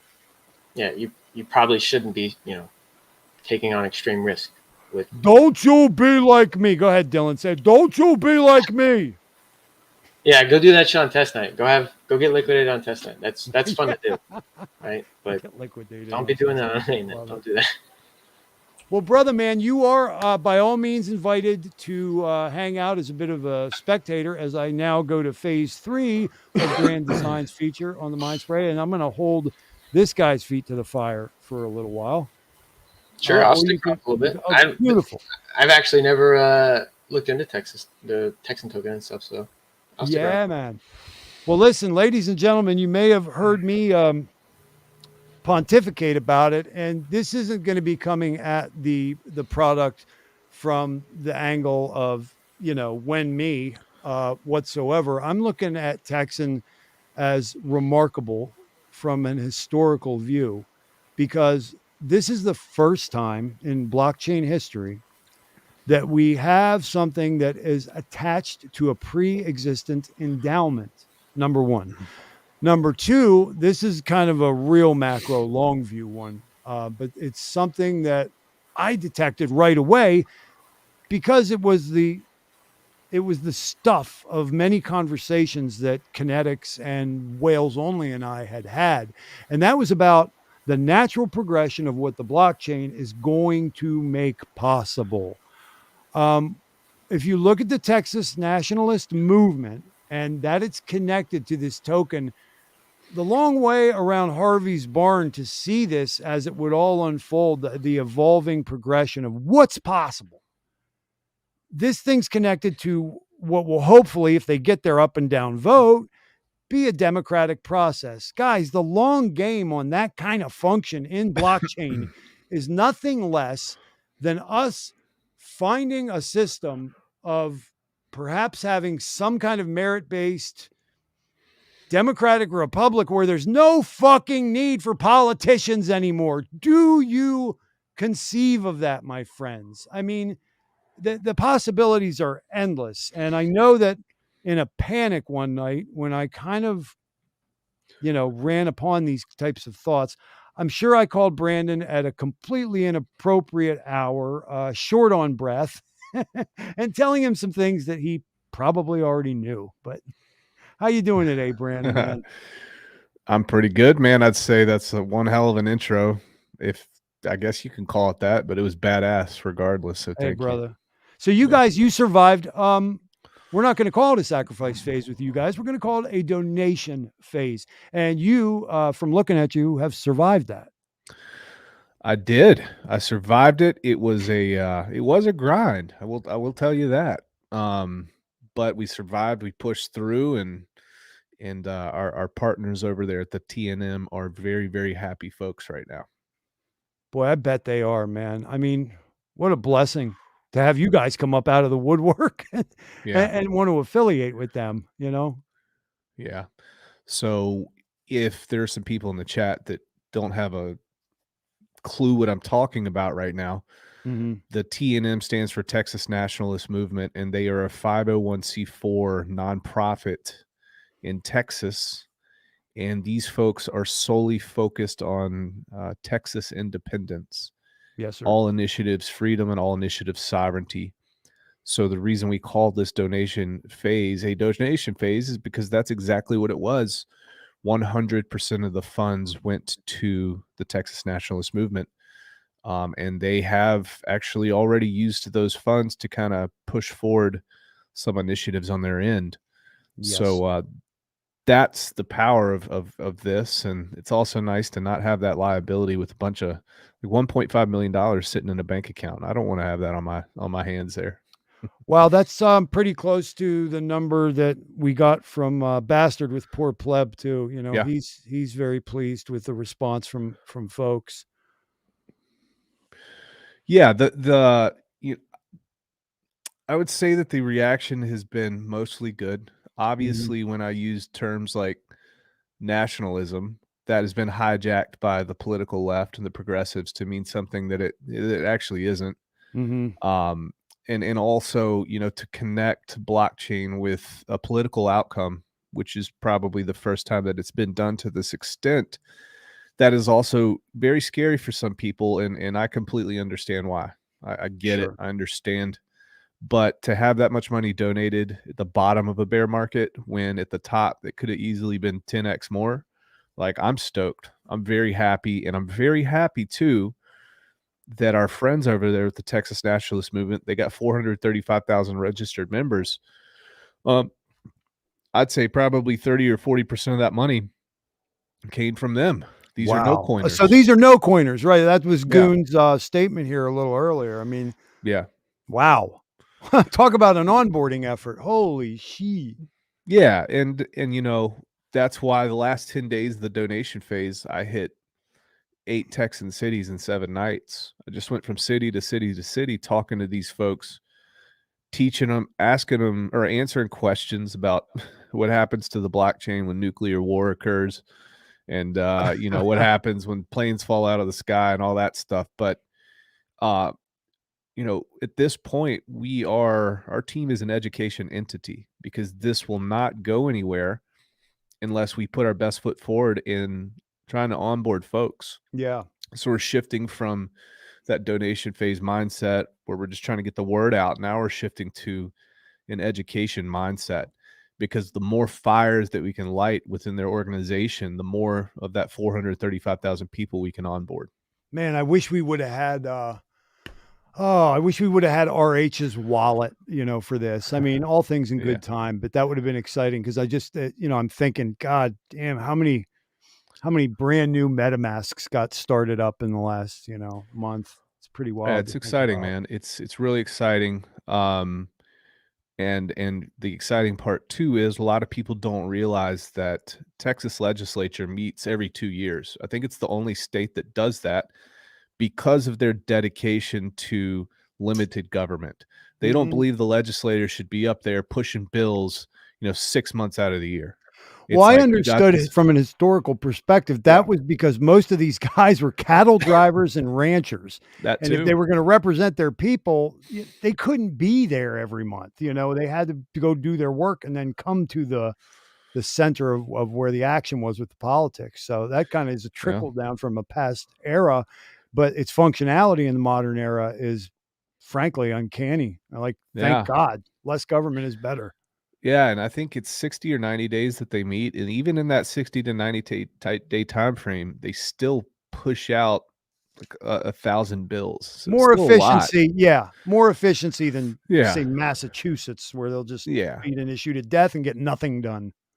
Yeah, so what they do before this legislative happening is they send out a Word document with everything that's going to be addressed in the upcoming session. And Plank 225 deals directly with a vote, an up or down vote, to be able to allow the people of Texas to secede, or the people of Texas to pursue independence. They just want people of Texas to vote. That's it. I think you're going to get it, because those are my 2 numbers for my whole life, dude. Numerologist. Well, 22 is my main number, and 5's like my base number. So gematria numerologist told me many, many years ago. So nice. I think you guys are automatic, man. Well, and people think it's about us, and people think it's about the TNM, but it's not. It's about the will of the people. We've seen it with Brexit. We've seen it with the Scottish referendum. It didn't go through, but after 800 years, they finally got a vote, and that's what the people of Texas want too. You know, they feel like they're getting stolen from the federal government. They're sending $225 billion to Washington a year, or you know, maybe 150 to 250, And Washington's still running a deficit, and Texas borders aren't secure, and just there's so many issues with the federal government right now that thinks they can just push the states around. If there is a state to push back and say enough is enough, and if there is a state to be a leader, it's got to be Texas. Yeah, man. Yeah. And it's like, as far as I'm concerned, the bug is the feature with a lot of these aspects of our society that some people consider to be failing. I got news for you, friends. A lot of this stuff is meant to implode or collapse or not function correctly. If there's something happening at the border, you can bet good and goddamn well that there's intent behind that. It's not oversight. It's not somebody dropping the fucking ball. They're literally doing something that they want to see happen, you know? So to counter that, I believe takes kind of commitment and organization that Texas nationalist movement, frankly, is one of those entities.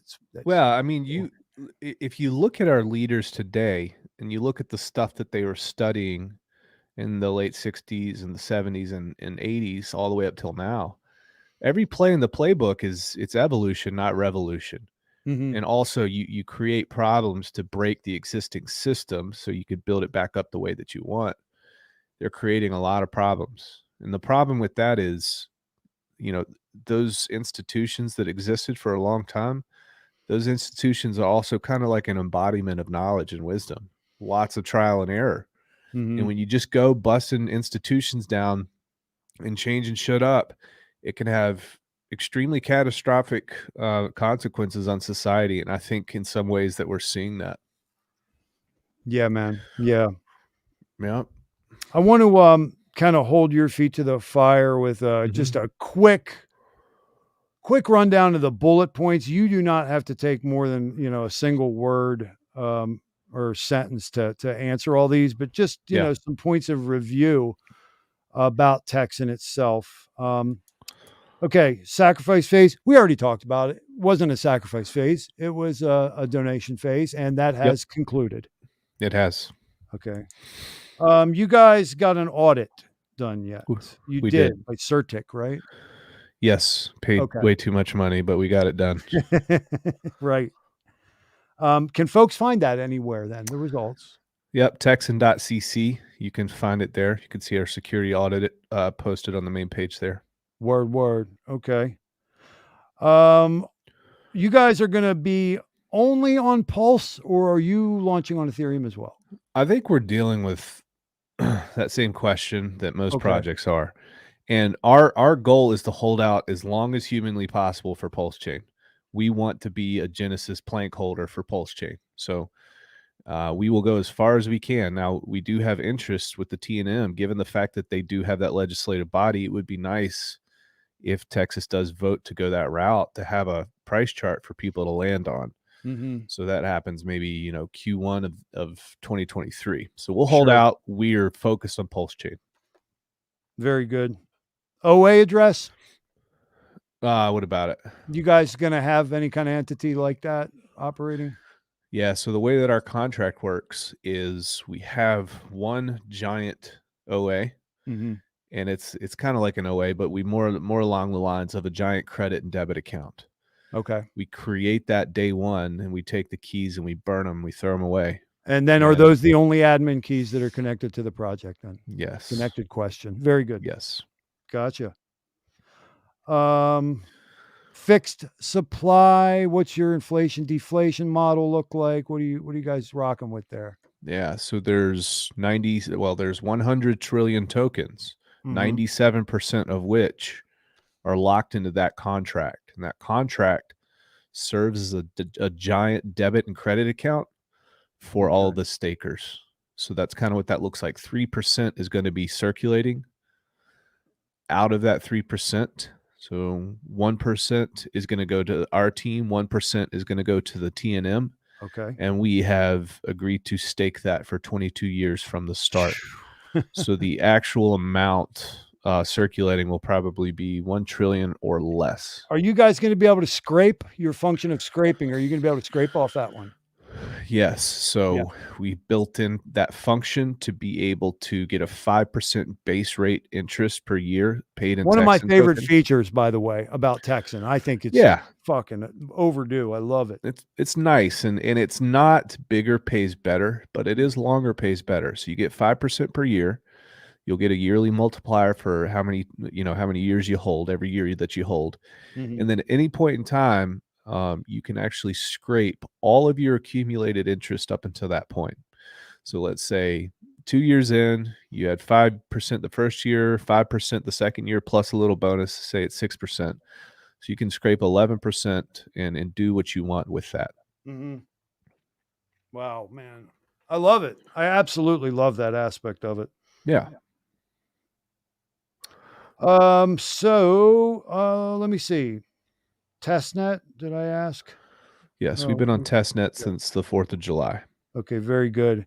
Mhm. And then we came to understand just a few days ago that you gentlemen are having a claim phase airdrop. And I didn't get to watch that video with you and Crypto Heartbeat yet, but that's on my list of things to do. When's that pop off? Is that already going now? That just popped off today at 12 Central Standard Time, so noon Texas time. Okay. And you can go to texan.cc/verify. And if you are a hex staker on the 4th of July or before, and it was an active stake, if you're a Pulse Chain sacrificer or a PulseX sacrificer, you can go to that website. And what you're going to do is sign a zero gas cert that tells our team that you want to be airdropped 1 million Texan token at Pulse Chain launch. Or, well, when Texan token launches after Pulse Chain. So, and you can have multiple. So if you have unique wallets, every wallet that you have that checks one of those qualifiers, you will receive 1 million Texan Okay, token. and what were our qualifiers again? You said sacrificed for Pulse Chain or PulseX. And then if you had an active hex stake July 4th or before. Okay. I'm just putting it in the crawl for everyone. Yeah. I think the last time I checked, we've been active for about 12 hours. We've had about 2,000 people claim. So I'm actually surprised that it was that many, to tell you the truth. So, maybe about 20 or 30,000 after. It's going to be a 30-day period. So. Okay, and we're saying Texan.cc. Yeah. Very / good. Texan.cc/verify, or at the top when you go to Texan.cc, at the top you will see what's the actual verbiage. The actual verbiage is check airdrop eligibility in a red box at the top. Okay, very cool. We'll pay the gas for everybody. What a lovely thing. Yeah. That sounds like it's probably the biggest talking point about updates as they relate to Texan. I'd say right now, the excitement of this claim phase. I also, just wanted to touch on the fact that you were kind of overcome, by the spirit, for lack of a better term, and you just decided to hit the road, man, like a good pilgrim. How did that go for you? I'm laying in my bed one night and I just had this overwhelming like fear kind of come over me, anxiety. Yeah. And the anxiety was, if this donation phase ends and I'm at the end of the donation phase and I sit back and I ask myself, could I have done more? Could I have done more? Yep. Yeah. Yeah, I get That's what that, got man. me. So I was like, dude, I'm just going to go hit the freaking road and I'm going to every Texas city and we're going to talk. And that's what I did. So, dude, it was an incredible experience beyond the whole crypto thing. Just, we forget when we're online, we forget about the people, man. And we forget that people are actually like individual sovereign entities with a lot of knowledge and a lot of wisdom and experience. Yeah. And it just reminded me how small I was, and I needed that. And when I've done things that are somewhat similar in my life, it blows you away that on one hand, how very similar we are in our joy and our pain and our hopes and our dreams and our nightmares and our fear, all that shit. But then how nuanced and how different, people's experiences are. And I think therein lies where, for me, it's been really valuable to engage in some, shall we call it, maybe analog, like face-to-face interactions with people, and really kind of get a view that I need, that I benefit from, Yeah, it's almost like some of the feedback that I got was it wasn't going to scale that well, which Okay. makes sense, right? But I think even though the message doesn't scale, I think the fuel in the person that I get to meet and shake and look directly in their eye, that fuel burns much, Now, much when you longer. say scale, you are Yeah. talking about your effort or the project? What are you talking Yeah, about? like the message. I could use the Okay. internet. The Okay. internet hits, tens of thousands of people. They'll see this in a week on my channel or I get it. Twitter. Yeah, if you Yeah, were able to bring on a committee, like, and you had 36 guys and girls that could hit the road, I could see, there's some scaling that's effective. But yeah, yeah. But I think that the idea was more of starting, like I said, these little brush fires that can grow into huge forest fires eventually. oh yeah, because each one teach one. If you Yes, got a room of 10 people and each of those 10 people even only tells 5 per, exactly. boom, and then from there. Yeah. And then, when the price chart hits, that's the best possible marketing tool for a project. It's because people Yeah. can show the money that they've made. Oh So yeah. that's going to be That's when people powerful. start getting like Reggie on the shit and they're like, Yeah. oh man. Yep. So amazing, man. Amazing. The people that I got to network with, the things that I got to experience Texas. Matt, he lives in Texas. And Mhm. some people are like, why are you're not even from Texas and you're dealing with the blah, blah, blah, blah, blah. Yeah, I'm but going to you're a actually, Confederate. well, I'll address that. And it's kind of along the lines of, I don't see any other organization doing what they're doing, like putting their Mm. neck out there. Yeah, I don't know where they are like in New Hampshire with it. They talk about it often. I know that Cali talks about it. I know that there's talk of a union between Oregon and Washington State. I Yeah. don't know where the Quebecois are at, with it. They were big when I was younger. Yeah. That's definitely the most active. Yeah, and they've been around for 15 years. So, and the president, Daniel Miller, he's been in politics for most of his life, man. He's been God bless him. advisors and he's been in Texas and he was part of the conservative movement, the GOP, and just so he knows his stuff. He's the leading expert on this type of thing in North America. So, lots of knowledge there too. Tin Top, I'm with you, man. Although I am home. But yeah, Daddy's gotta look for that free cheddar wherever he can find it. So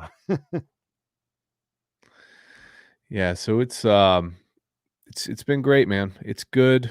We are just waiting for Pulse Chain, and we're going to start putting out some educational content for the whole community to take advantage of. Not just Texan, just anybody who wants to share this. We're going to try to make it free for everybody and use it as an onboarding tool for anybody. Because ultimately that pumps Pulse Chain's bags, pumps Fiat's bags, pumps everybody's bags. yeah, and sorry I talk the way I do, but it's going to be breaking a lot of cherries to get used to it, not conceptualize it as something intimidating that's far away from me. It's damn near impossible. You come to realize you don't really have to understand everything about crypto Nah. to be involved in crypto. If you're one of those people that throws the baby out with the bathwater and you got that black and white kind of OCD thinking, it would avail you to try and shove that to the rear and understand you only need a minimal understanding to reap insane benefits from this, man. Yeah, it's like giving somebody a paintbrush and they've got a canvas and they can make a smiley face and then they can say they're an artist. Or you can learn a lot. You can learn a lot about crypto and you can take that canvas and you can go some really cool directions with it. Crypto's vast. It's big. So choose your path, choose your journey. That's how I see it. Yeah, well, the whole world's just waiting for the Thothschild, Mind Spray NFT series. That's going to be an intimate look at me around my workspace and my homestead in differing positions. I know that'll be really enticing and I like exciting your for all. style, man. I think that'd be kind of cool, though. I like Oh, your yeah. style. You should see me in the morning. I'm a delight. I bet. Oh, my Look God. at I'm the his worst face. He's like, person. what? I should be put down. I should be put down so bad in the morning, dude. Ah, get the fuck away from me. My daughter's like, oh, daddy, I love you. Ah. Yeah. We all go through it. Oh, don't get old, guys. Yeah, I got to tick off another one on Saturday, Brandon. Oh, my God. Uh-oh. Yeah. What are you going to be? 51? I'm What not are you going to going talk to be? about it. 55? Look. 73? What's up, Look. man? Okay, that's a 36-year-old right there, motherfucker. So, I mean, you look good, man. I think, you know. you bald wouldn't head helps. think I smoked all that crack and fucking got in all them fights and, Who would have thunk it? like, yeah. What do you think, HEXISTANY? Hey, man, young blood. I think you look all right. Yo, who is that PYT on Pulse Hot List that was talking about your project? That wasn't your girlfriend, was it? Who? There was Pretty a young pretty thing. young thing. There was a pretty young thing on Pulse Hot List on the Fiat site that had a video, and she was reviewing. Oh, Fiat. no. Oh, okay. No, that's, I think that's Fashion Coder, right? Motley, thanks, man. Thoughts. Apparently that was Fashion Coder. Well done. Yeah.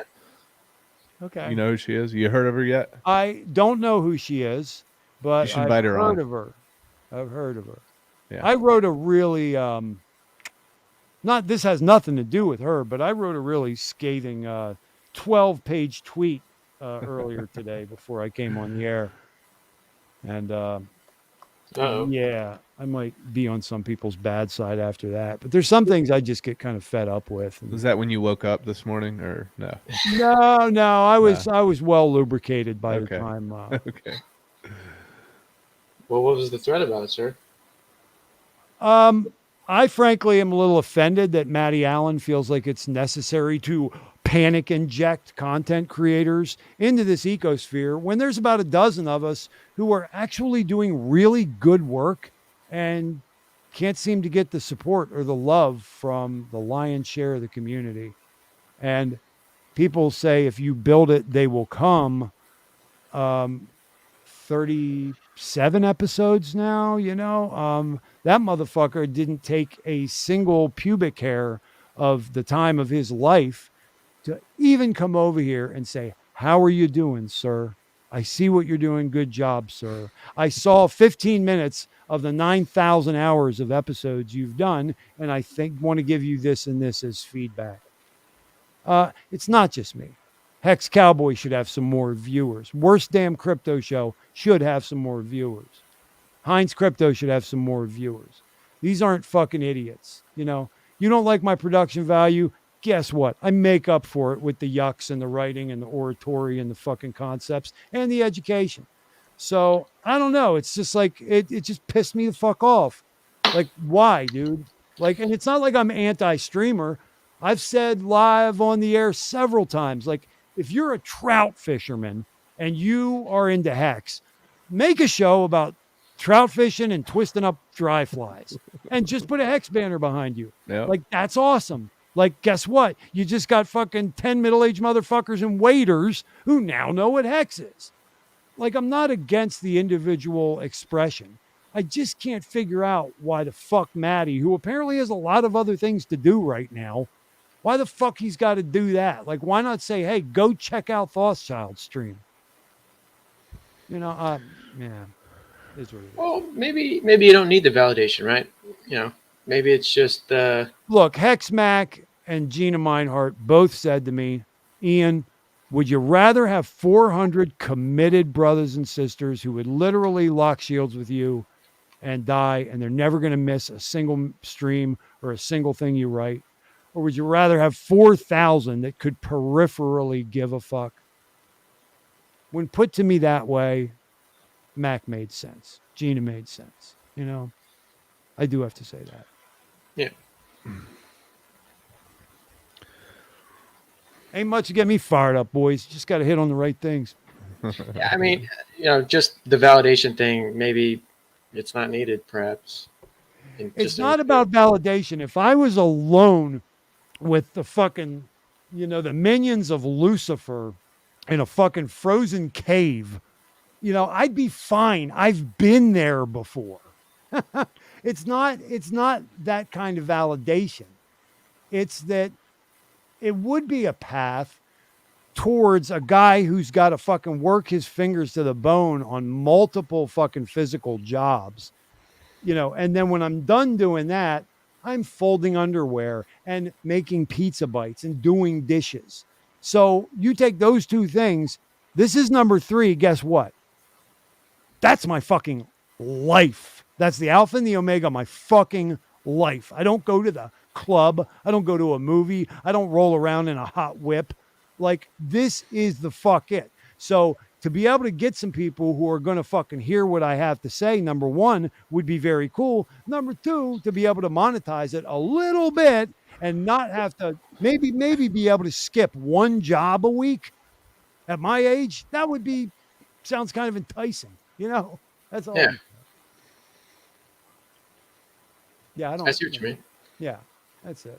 Hey, You guys, Thoughts? everybody Thoughts? will have a better view once you cross the threshold. You see me, of Thoughts? being a half a century. Yeah, baby. I love it. I love it. We could do some things with the lubrication from those tears. Oh man, I'm gonna bust your balls, man. Yeah, Motley said right. Listen, my Don't best stream for friends validation. in Hexago are whales only and rags. If you guys think I don't get it, like from these guys, like whales would be like, come here for a second. I gotta talk to you. Would you shut the fuck? Yeah.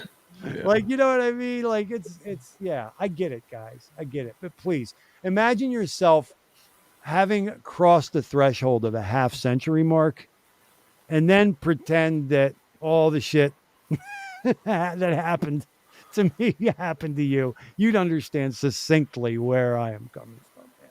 You really would. Bro, well, I'll tell you one thing, man. I'll tell you this. Sure. There's nobody that does YouTube like you do YouTube. There's friggin' nobody, bro.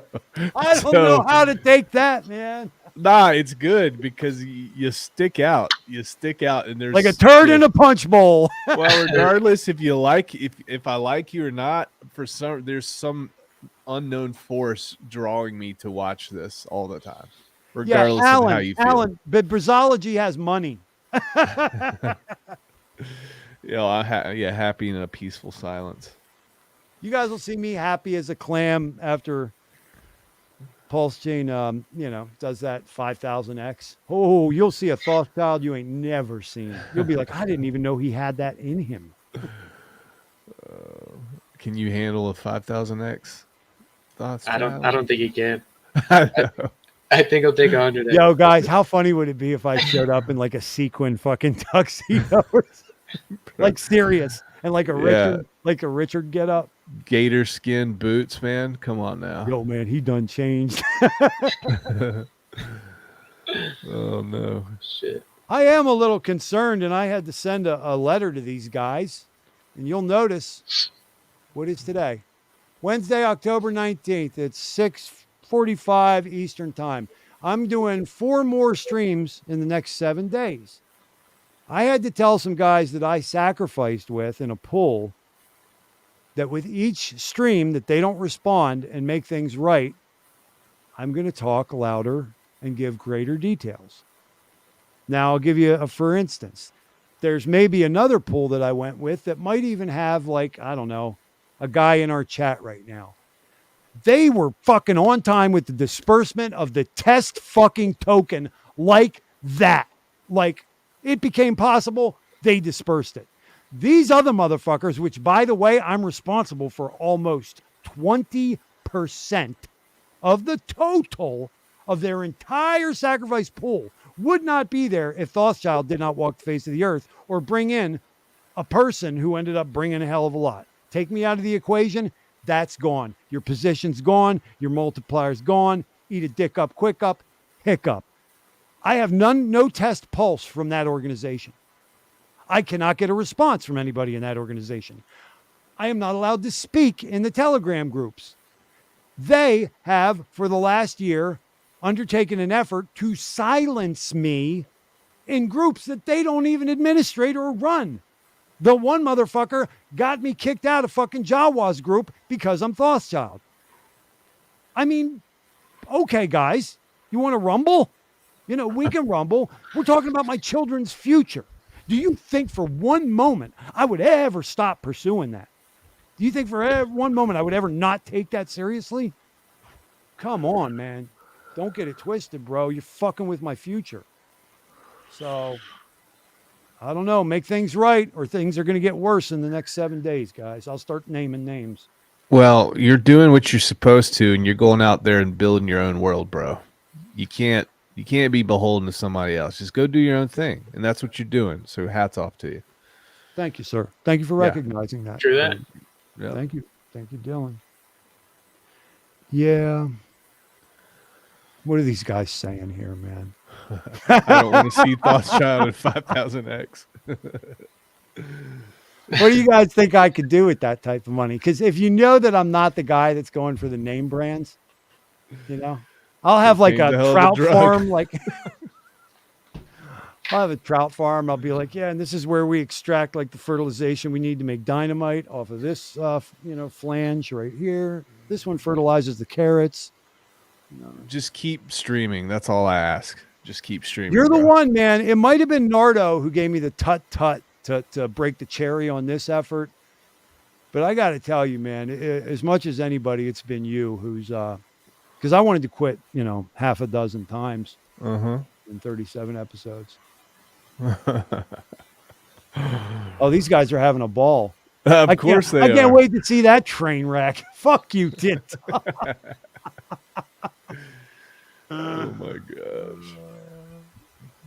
I just want to see you in like ancient Egyptian garb with somebody feeding you grapes with palm leaves. You need 2 concubines, bro. If that happened, when you do your 5000X, make that happen, and your YouTube will blow up. I assure you. I just want to win one woman. That's all I want. She knows who she is. I'm gonna get her. I'm gonna get her. And that's my word. You remember that? I mean? You remember that part where Trap and I? You remember when you had me and Trap on that stream?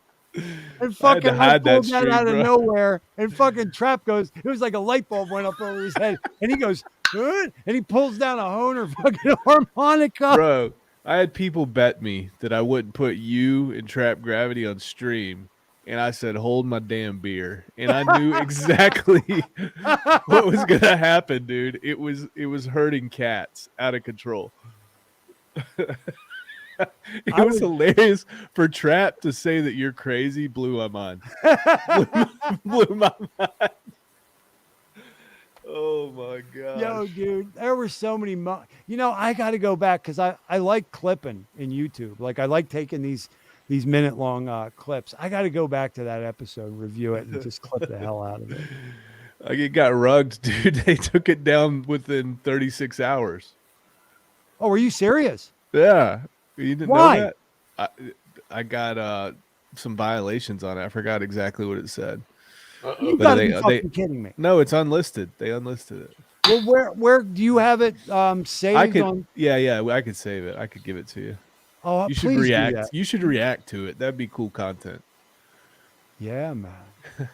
With Trap. React to it with Trap. That was too good. And when you told me that Matt, when you told me that Matt was like Thothschild is like my guilty pleasure. Yeah. So here's the story, chat. So Crypto Heartbeat, Father Time, the Metamucil warrior, he's laying in bed with his wife. And he told me that he was watching this stream, and nobody should be watching that stream around their wife. But he said he couldn't stop laughing. And his wife was like, what is your problem? Like, she was on the verge of divorce. But he's dying laughing. So well done. Well done. Oh, thank you. So you got a closet fan there in Crypto Heartbeat. you know, what could be more satisfying? You know, like a guy you don't like really have a whole hell of a lot in common with, comes from the other side, but still gets value and satisfaction out of what you're doing. I mean, really, half of what I'm doing, it's really weird. It's counterintuitive because half of what I'm doing is serious as a heart attack. And the other half is nothing but comedy and farce and satire, you know? Well, yeah, that's what makes it awesome. Well, a spoonful of sugar helps the medicine go down. In the most delightful way. Medicine go down. That's what I say. I'm going to brain you. I'll brain you with my war club. See, tomahawk. That's my son made that. Yeah, right. Don't blame that shit on your son, bro. You made that at like 3 a.m. last night, man. I know you, bro. Yeah, I was out back digging some pygmy pit, some trap, you know, with spikes in the bottom of it, in case anybody tries to come close to my trailer in the woods. Oh, Lord have People mercy. think I'm joking. Guys, I legitimately do live in a little trailer in the woods. I got guns. I got trapped. It's a fucking... I can hear them coming from a mile away, man. They better send ninjas out this motherfucker when it's time. So you're pretty much on every government list out there. Well, we both are now, so it's all good. It's all good. Yeah, but I joined it when I was 17, when I went on the stairs of the Carnegie Mellon University Defense Initiative, which was a CIA substation. Oh, gosh. And proceeded to give a speech against the first Iraqi maneuvers, and that got me on the front page of the Pittsburgh Post-Gazette.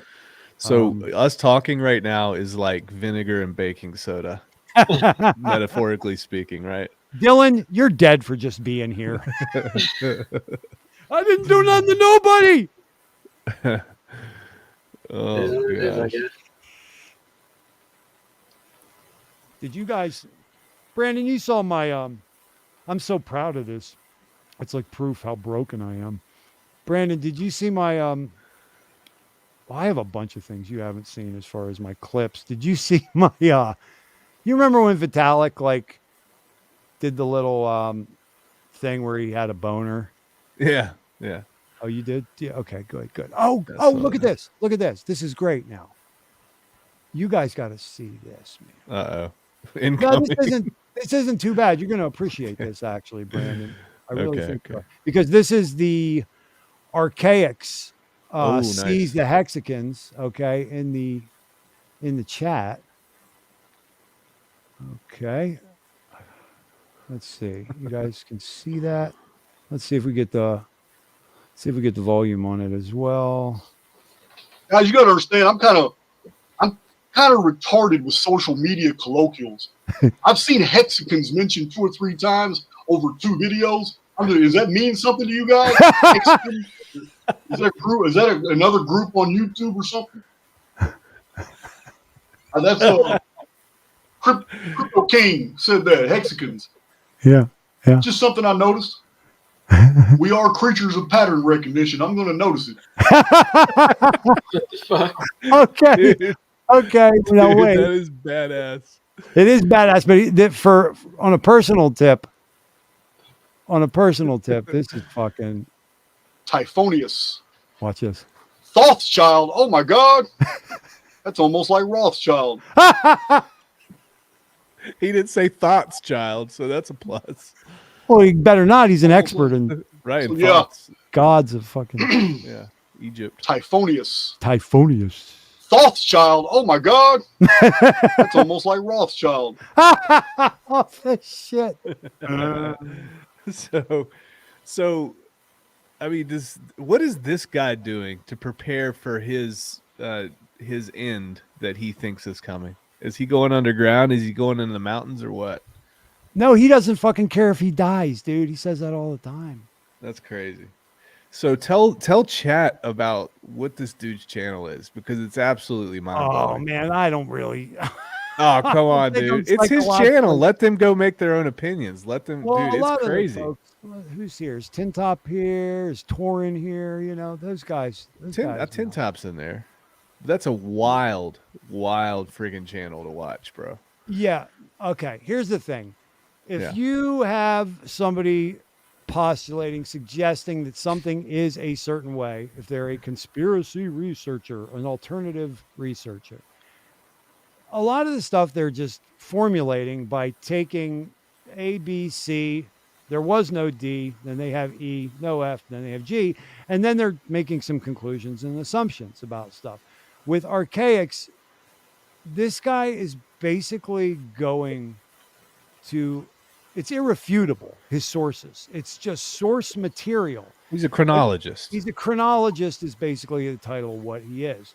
And he's making the claims that he's making based on the observations, because we all know you get into a certain wheelhouse of knowledge or of the record, and school is not going to bring it up. It's as if it didn't exist. It's not important. You don't need to look over there, boys and girls, but it's still out there. They haven't been able to burn it all like they were the skeletons of the giants at the Smithsonian Institute.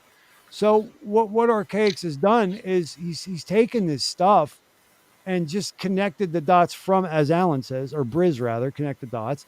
You know, he's just taken the stuff and put one and one together. There is no argument. My point is there's no argument to be had with Archaics or anything that he suggests, because all he's doing is what is out there in the historical record. Now, like, I'll give you for example.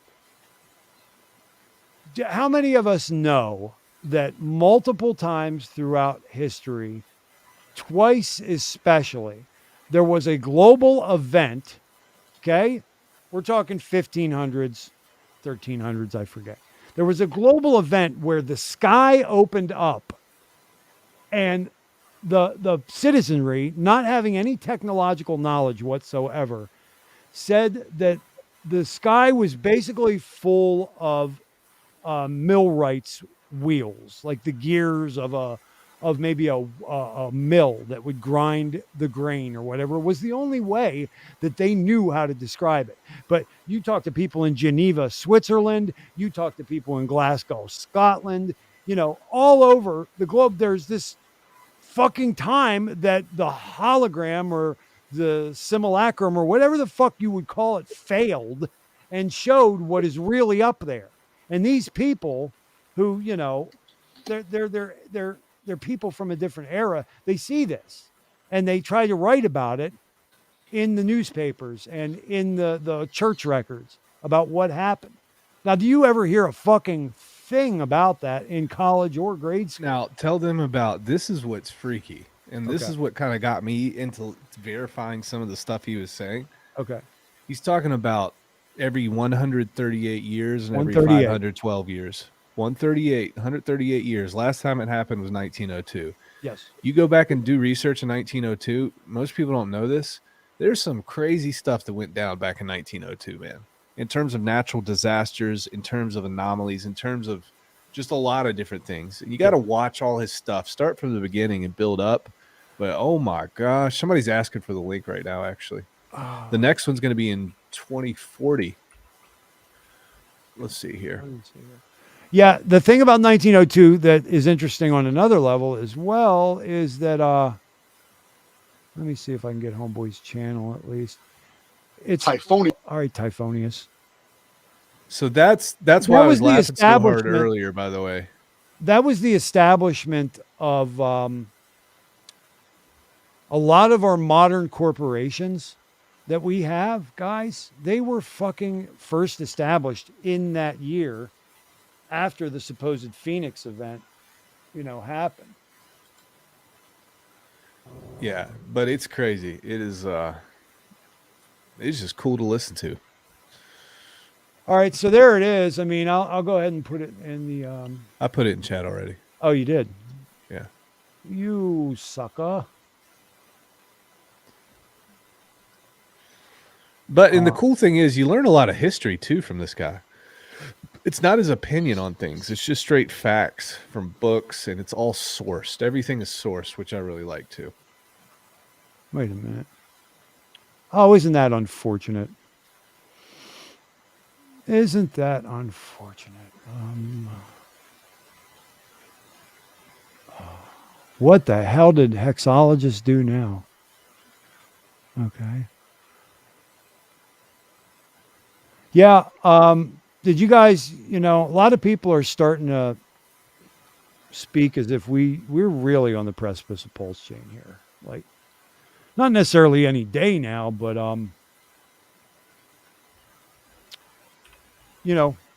4 to 8 weeks maybe. Do you guys think before Christmas? Do either of you have a feeling either way? Well, being a project co-founder, I have this really secret connection with Richard, and he's my drinking buddy. Actually, he's my neighbor, and he told me that this is going down on November 19th. Just letting everybody know, November 19th is the day. You heard it here first, okay? Because he's my homeboy. He's never followed me, but he's still my homeboy. Wait a minute. You mean Richard followed my whack ass and he didn't follow you? Wow. Yeah, dude. He never has.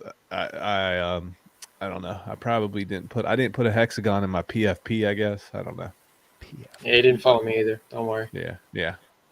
Well, he definitely won't follow me now, for sure. Yeah. Yeah, so I got DJ Cryptomatic tomorrow on First Movers, and then Saturday we're going to do Mr. Finbear. After that, I'm going to do Bob Lagai, and then we're going to have a divergence. I'm either going to do another Tinfoil Royals, or I'm going to do a divergent panel stream. So, yeah, lots of good stuff coming up. For sure. Well, let's see. Rags, I got the Bavarian flu, by the way. That's what that comment said. Oh, my God. That was hilarious when he said that.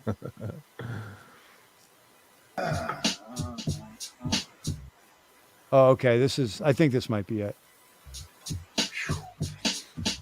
Got my Miles Davis shirt on. Where's this track? All right, I gotta hook something up here. All right, here you go. All right. You guys cool? All right, good. Hold on. Hold on, I'm coming. Oh, hold on. All right, I got wow. That's good. All right. I'm going to save that one for later. Well done. Be patient. Oh, I said be patient. I did forget to put pants on this week. Oh, man. I bet your blood pressure is pretty low after that incident, bro. Jesus Christ. Somebody says, the fuck? What the? Yeah, lots of classics. Lots of classics. Where did Oh yeah, this was a good one too. If I remember correctly.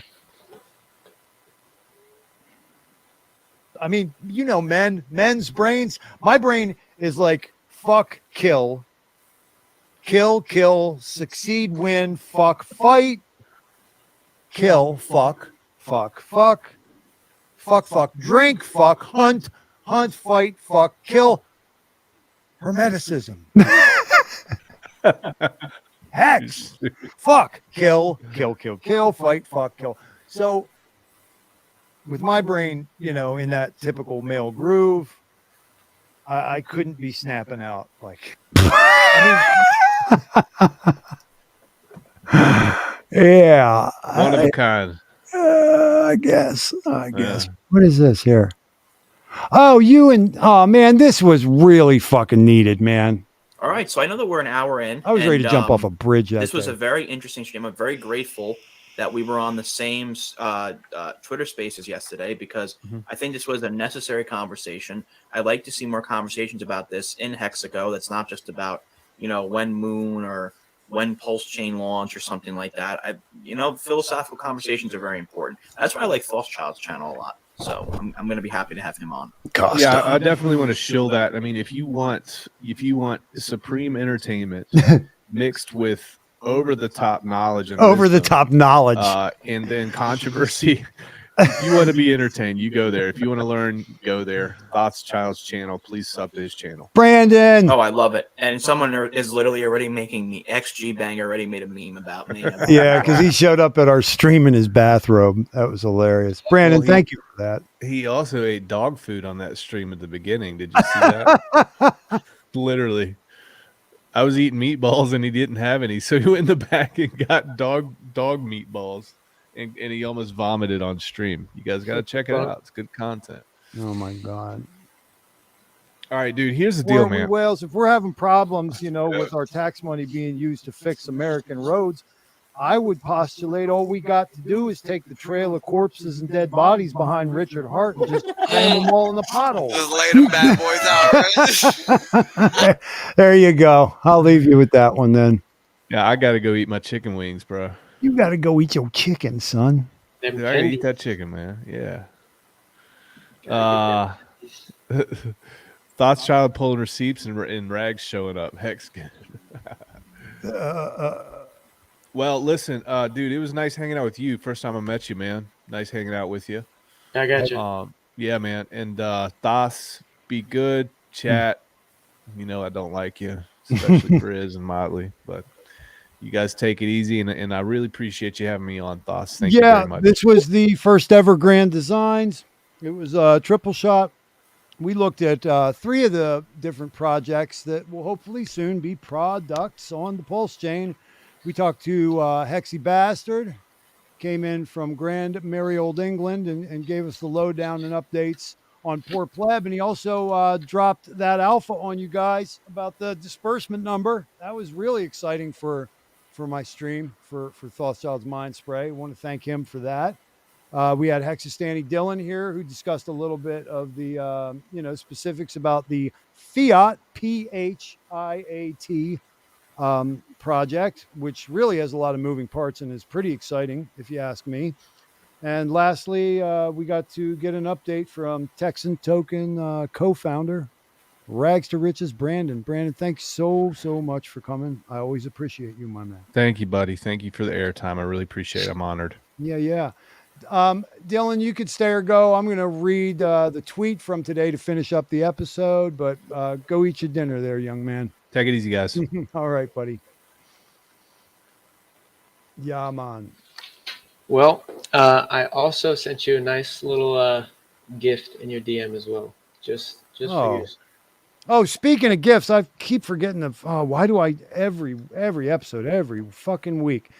Guys, in the show description as well as the channel description, the children and I do have donation address. There's an ERC20 option there, as well as dirty, filthy fiat for the Cash App and the Venmo. I can only stay on the air and do this with help. Help as it stands in this life is basically non-existent. My family mostly all died and all my friends are dead. So it's my single ass and 4 kids under the age of 12. So anything that you guys can kick our way definitely keeps me out of having to shovel shit in somebody's basement at least one day a week or something, and helps me put my energy into this, which is really where more where my passion is. And if you ask me, probably my wheelhouse of skills or talents, be there any. The schedule as it stands that I alluded to, tomorrow around 4:30 p.m. Eastern time, we're going to have DJ Cryptomatic in the next episode of First Movers. That's the DeFi OGs show that I do. I had Balliet Brand on once. I had Kinetics on once. DJ Cryptomatic coming to us live and direct on the Wheels of Steel from Germany tomorrow. Saturday, Finbear is going to be with us. That's going to be an early one as well. I know you guys are used to me being, midnight kind of streamer usually, but probably kick that one off around 3 p.m. in the afternoon, Eastern time.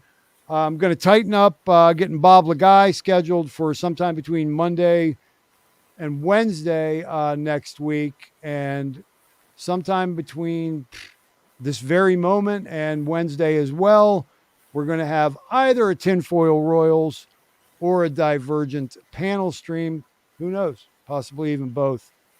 It also stands to reason that I was not satisfied with episode 33. Okay, with the music show that I had been so looking forward to being the first mover on that, just germane to my own career in music. And I had seen that there was a vacuum in Hexaco Other Pulse Chaniacs or Hexicans were stepping up, and I pulled the trigger on doing that first ever Hex music show. I mean, there were moments that were great in those, 3 hours, almost 3 hours, but there was a very unacceptably long portion of that show where StreamYard failed me as it had tonight. And there were 2 tracks playing at the same fucking time, dude. It sounds like sneakers in a dryer. I'm a perfectionist when it comes to audio. To me, it was unacceptable. So I was talking to, a doctor of physics named Dr. Hal Fallis, Phallis, I believe is the spelling of Dr. Fallis's name. And he apparently has discovered a methodology by which he can bend time, space. Dr. Fallis is going to enable Thothschild to step through the door of time, space with Aldous Huxley, the door of perception. It will be open to me, and I will be able to literally go back in time and re-record, yes, episode 33, the Pulse Hex Underground music program. Very exciting. So that's all that's happening like in the next fucking 7 days with your boy here. But by all means, please avail yourselves of the donation address. We love it. The t-shirt design is right up there in the corner. 369, who is Schmeiris and Luther. They got a little held up on something with the guy who's printing. I mean, this is the guy that's bringing the heat as far as the bulletproof silk screening.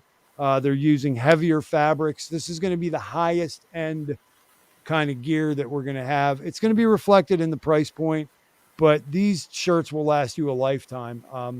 And they're just kind of still working through that. Apparently the guy who's printing them got the vid or some such nonsense, got real sick. So apparently Luther and Schmeiris are going to be up and running again with that very soon. You'll get updates on my channel. I think we talked about everything. I don't think that I reminded everyone that when dealing with Thothschild, please use the tongs. I appreciate that. We're going to read a little tweet that I had today. I am going to call it a night, sir. I'm going to go eat dinner as well. That's what's up, my brother. Thank you so much for coming through and laying some stuff about your exciting project on us, Dylan. And it's good to finally, for old time's sake, be on a stream with you, my brother. Exactly. Yeah, thanks for having me on, man. I appreciate it. Absolutely. We're going to do it again, I guarantee. Yes, sir. So. Word. All right, you be careful with them alligators. Yes, sir, I will. Take it easy, man. All right, my brother. Peace. HEXISTANY Dylan partnered with fuck. HEXISTANY Dylan partnered with buttfuck. HEXISTANY Dylan, ladies and gentlemen, from Fiat, partnered with buttfuck. Got it. That was it. I can't say it again. I can't do it. Oh, let's see where this delightful little tweet was today, where I made some more friends.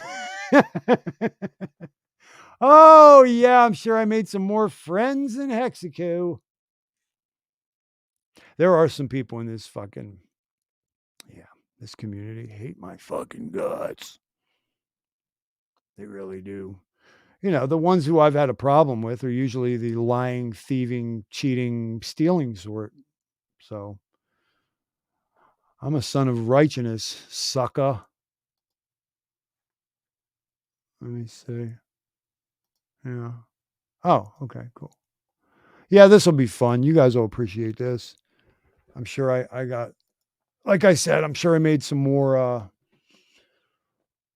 more big fans in Hexaco with this one.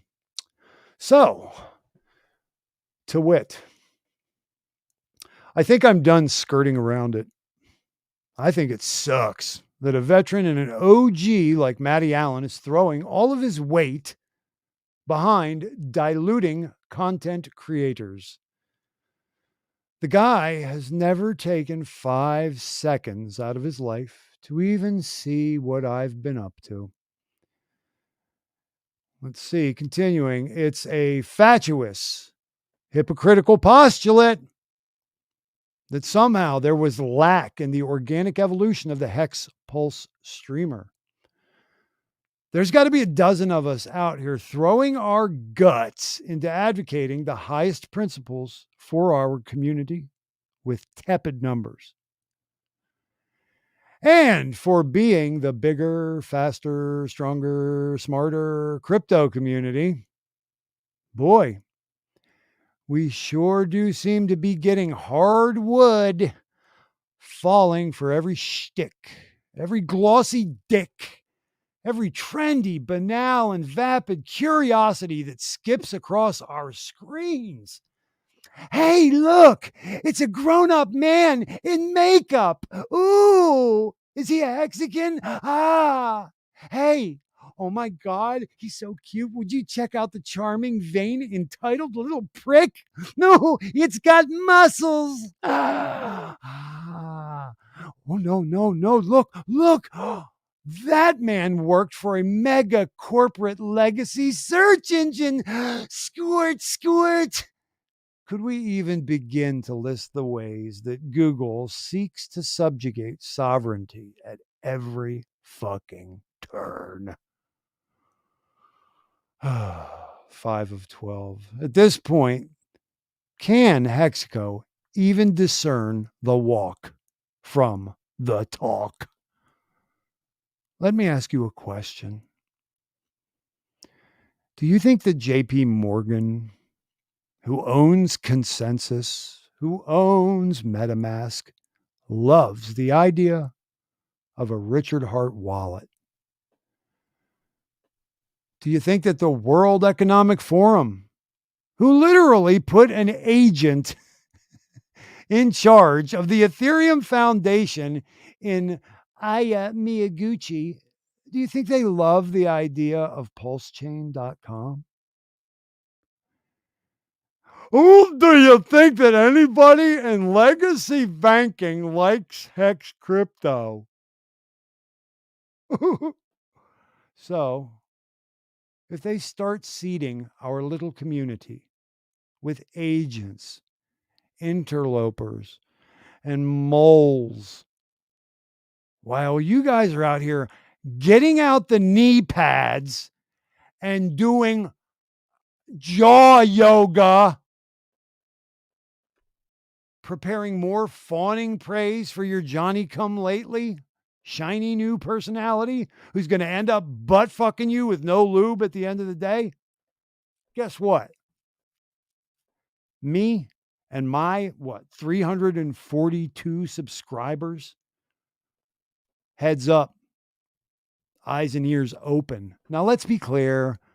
I'm not hating on the little streamers.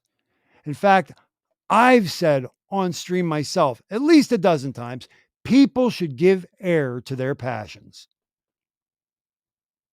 Right? Hexicans, rock yields, lock shields, fighting mad shade. How are you going to lock shields with a clown who jumps to Shiba? How are you going to lock shields with a guy who cares more about how he looks than his actual brothers and sisters? How are you going to lock shields with a legacy fucking billionaire who Johnny-come-lately comes in here, says 7 of the right fucking things, launches his own project, drives more fucking knives in between fucking members of our community? You going to lock shields with all that? Be my guest.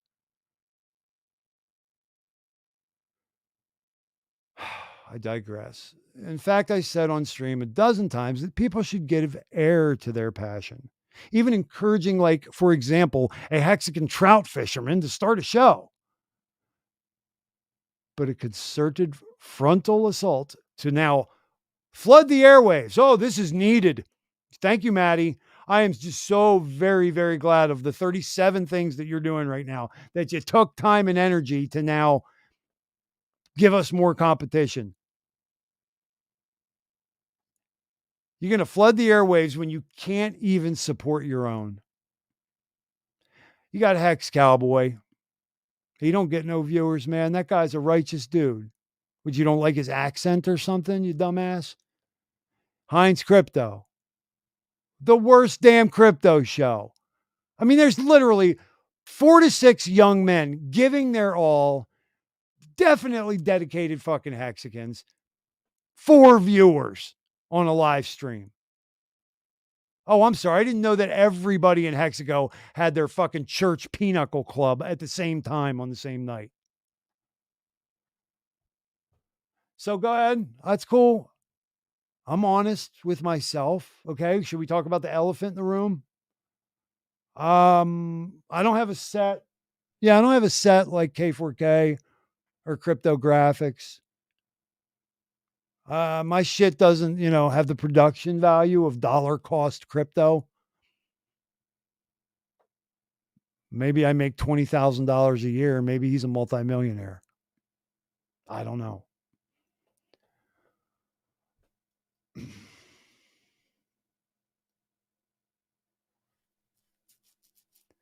So maybe you think I'm not attractive to you because I don't have the production value.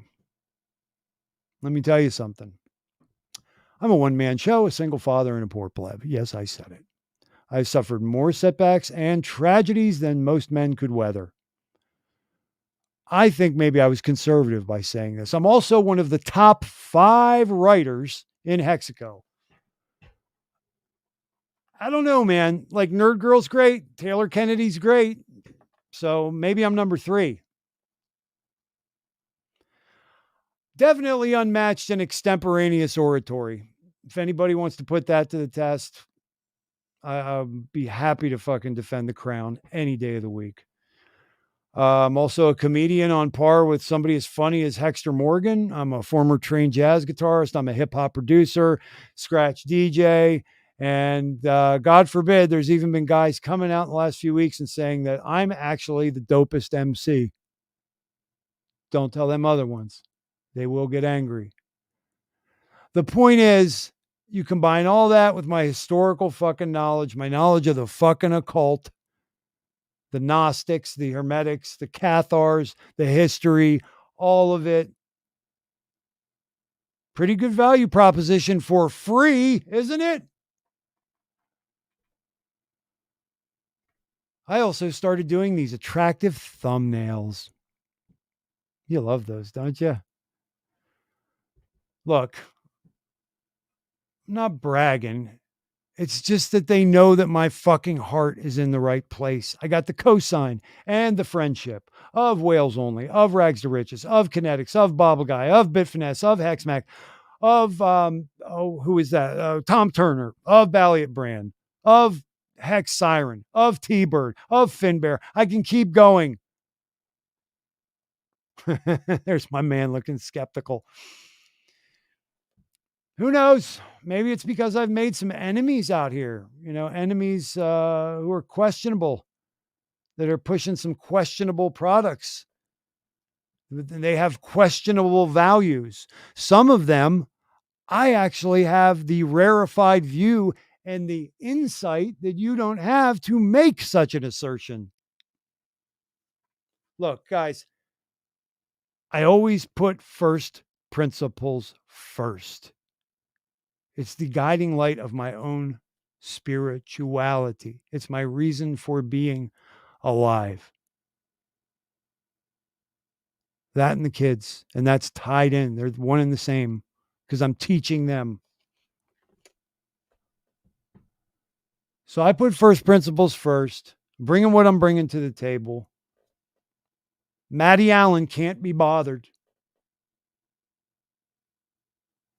Okay. You got a little window of time. After that, I have long memory. I do. Sour grapes? Seriously. It's not necessary. So I'd like to see what this new generation, this new raft of supported new Mexican streamers is going to be. Boy, Maddie, I could have gone with a fucking helping hand at any point since day 420. You know? The fuck, man? What, maybe if I got some tetas? Get some tetas, man? Would that make you happy? Fuck out of here, man. So, yeah, that should probably endear me to quite a few more people in the community. You know what it will do? It'll give me more dap and respect with the motherfuckers who I really care about. The opinions of the people I really care about. You guys keep falling for all these glossy dick motherfuckers. Go ahead and cry in your milk when the next, clown or child or billionaire pulls the wool over your fucking eyes. Because last time I checked, I thought we were supposed to be a breed apart. Yeah. Like I thought we were supposed to be smarter, more developed, eyes wide open. But every time some novelty comes across your screen, you guys are like,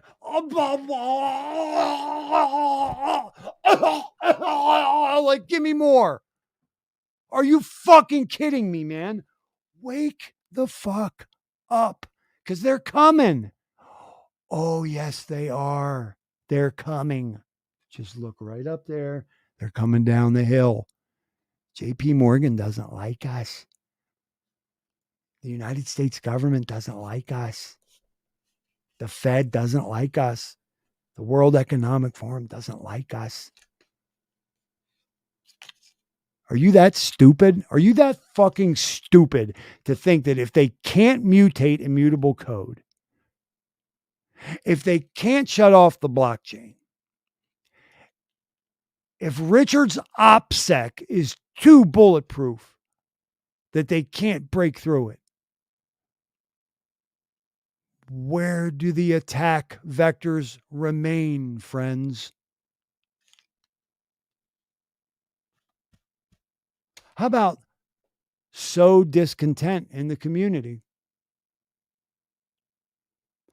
How about make it so you're not sure if you can trust your brother?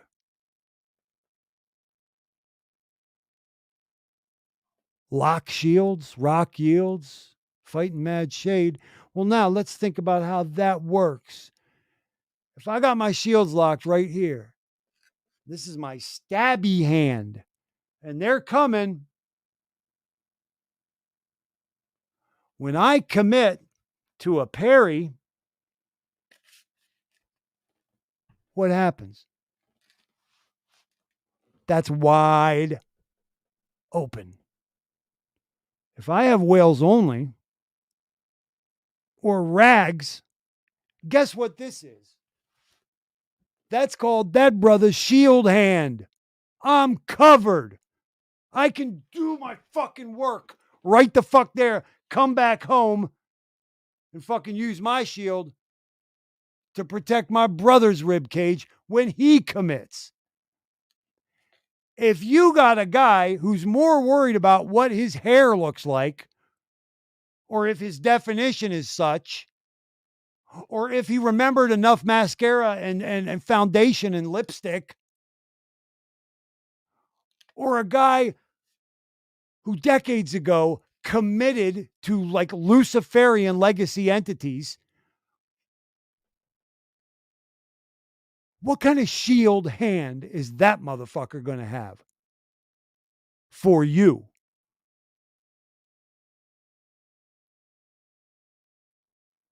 Or moreover, a jelly leg motherfucker like Matty Allen. Would I want him to be my shield man on my right hand? Huh. I don't know, man. What are you made of, bro? Come up in here and let's talk about it, Matty. Like, what are you, like, I've heard you say some shit, but then again, I read the Zen white paper and they say some shit too. Lots of high principles. Oh, our world is chock full of the words. They're everywhere. Oh, soaking wet in them. We're drenched in high principled words. When the rubber meets the road, what are you about? Because from where I'm standing, your highfalutin ass cannot be bothered with the efforts of your brothers. But you're going to shepherd a new generation of exciting streamers that you, like what, influence, control? Like they can never cross you because that was your graduating class.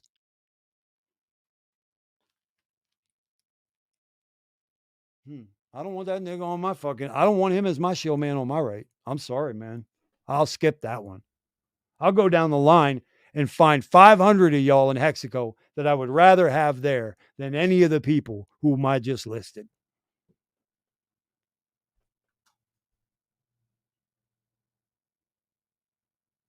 Anything that I was saying mind-blowing? Not really. I've been talking the same way for a long time. Since the first time I was invited on a Wales-only stream. And a lot of you guys seem to like him. You ever think about why the brother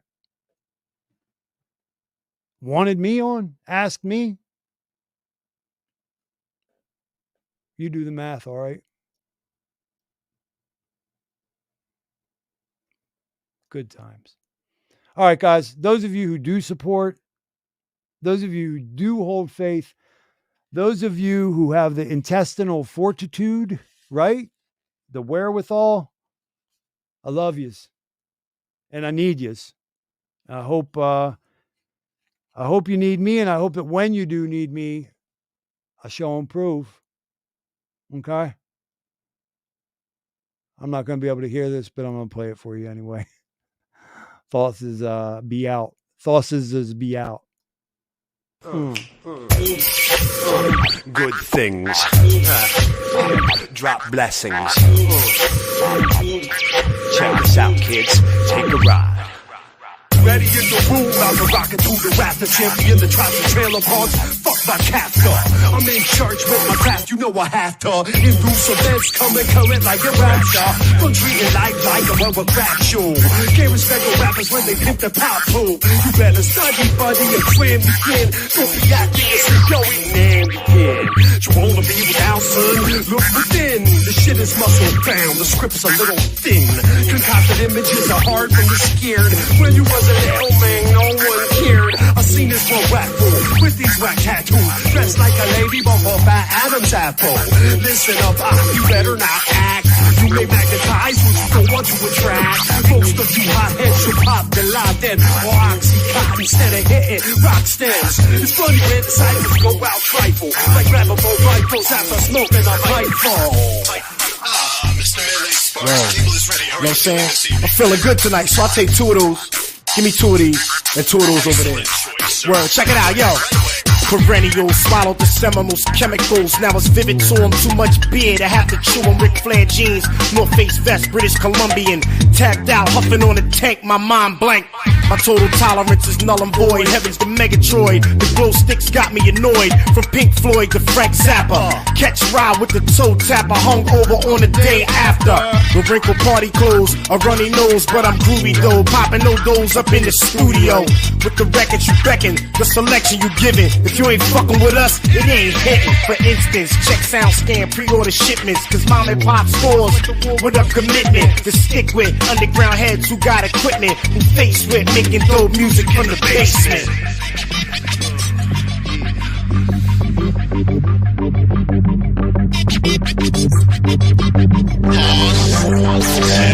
I don't speak the cruise English sometimes. Stick with my penis, I blend. Sings with the greenest, I lock. Horns with the meanest, I pop. The top of boomies go that. Betray your stories, they thought they were so godly. See them in the Philly alley. You see, I am the truest, my thoughts come through you good with some kids. Aspire to thoughts, some aspire to be a Buddhist. Really rather Sufi master, Baba Muhayyadi. Stepping like Lewis, looked into my life and through it. I grew up with lots of crackers who acted like fucking actors, stacking chips and eating stacker. Now they're not even a factor. I am really always Macumba through the wicker. That's why my rhymes are sicker, sentiments with style will stick ya. In a country filled with zombies, Georgie got the flam jammies, calling neighbor chickas commies. Over soups and noodle kanji, Julie wears, roll the rulers, creep like kitties up the stoops. I wonder why they sweat the coolers. A block of sweating bullets. The park got more section.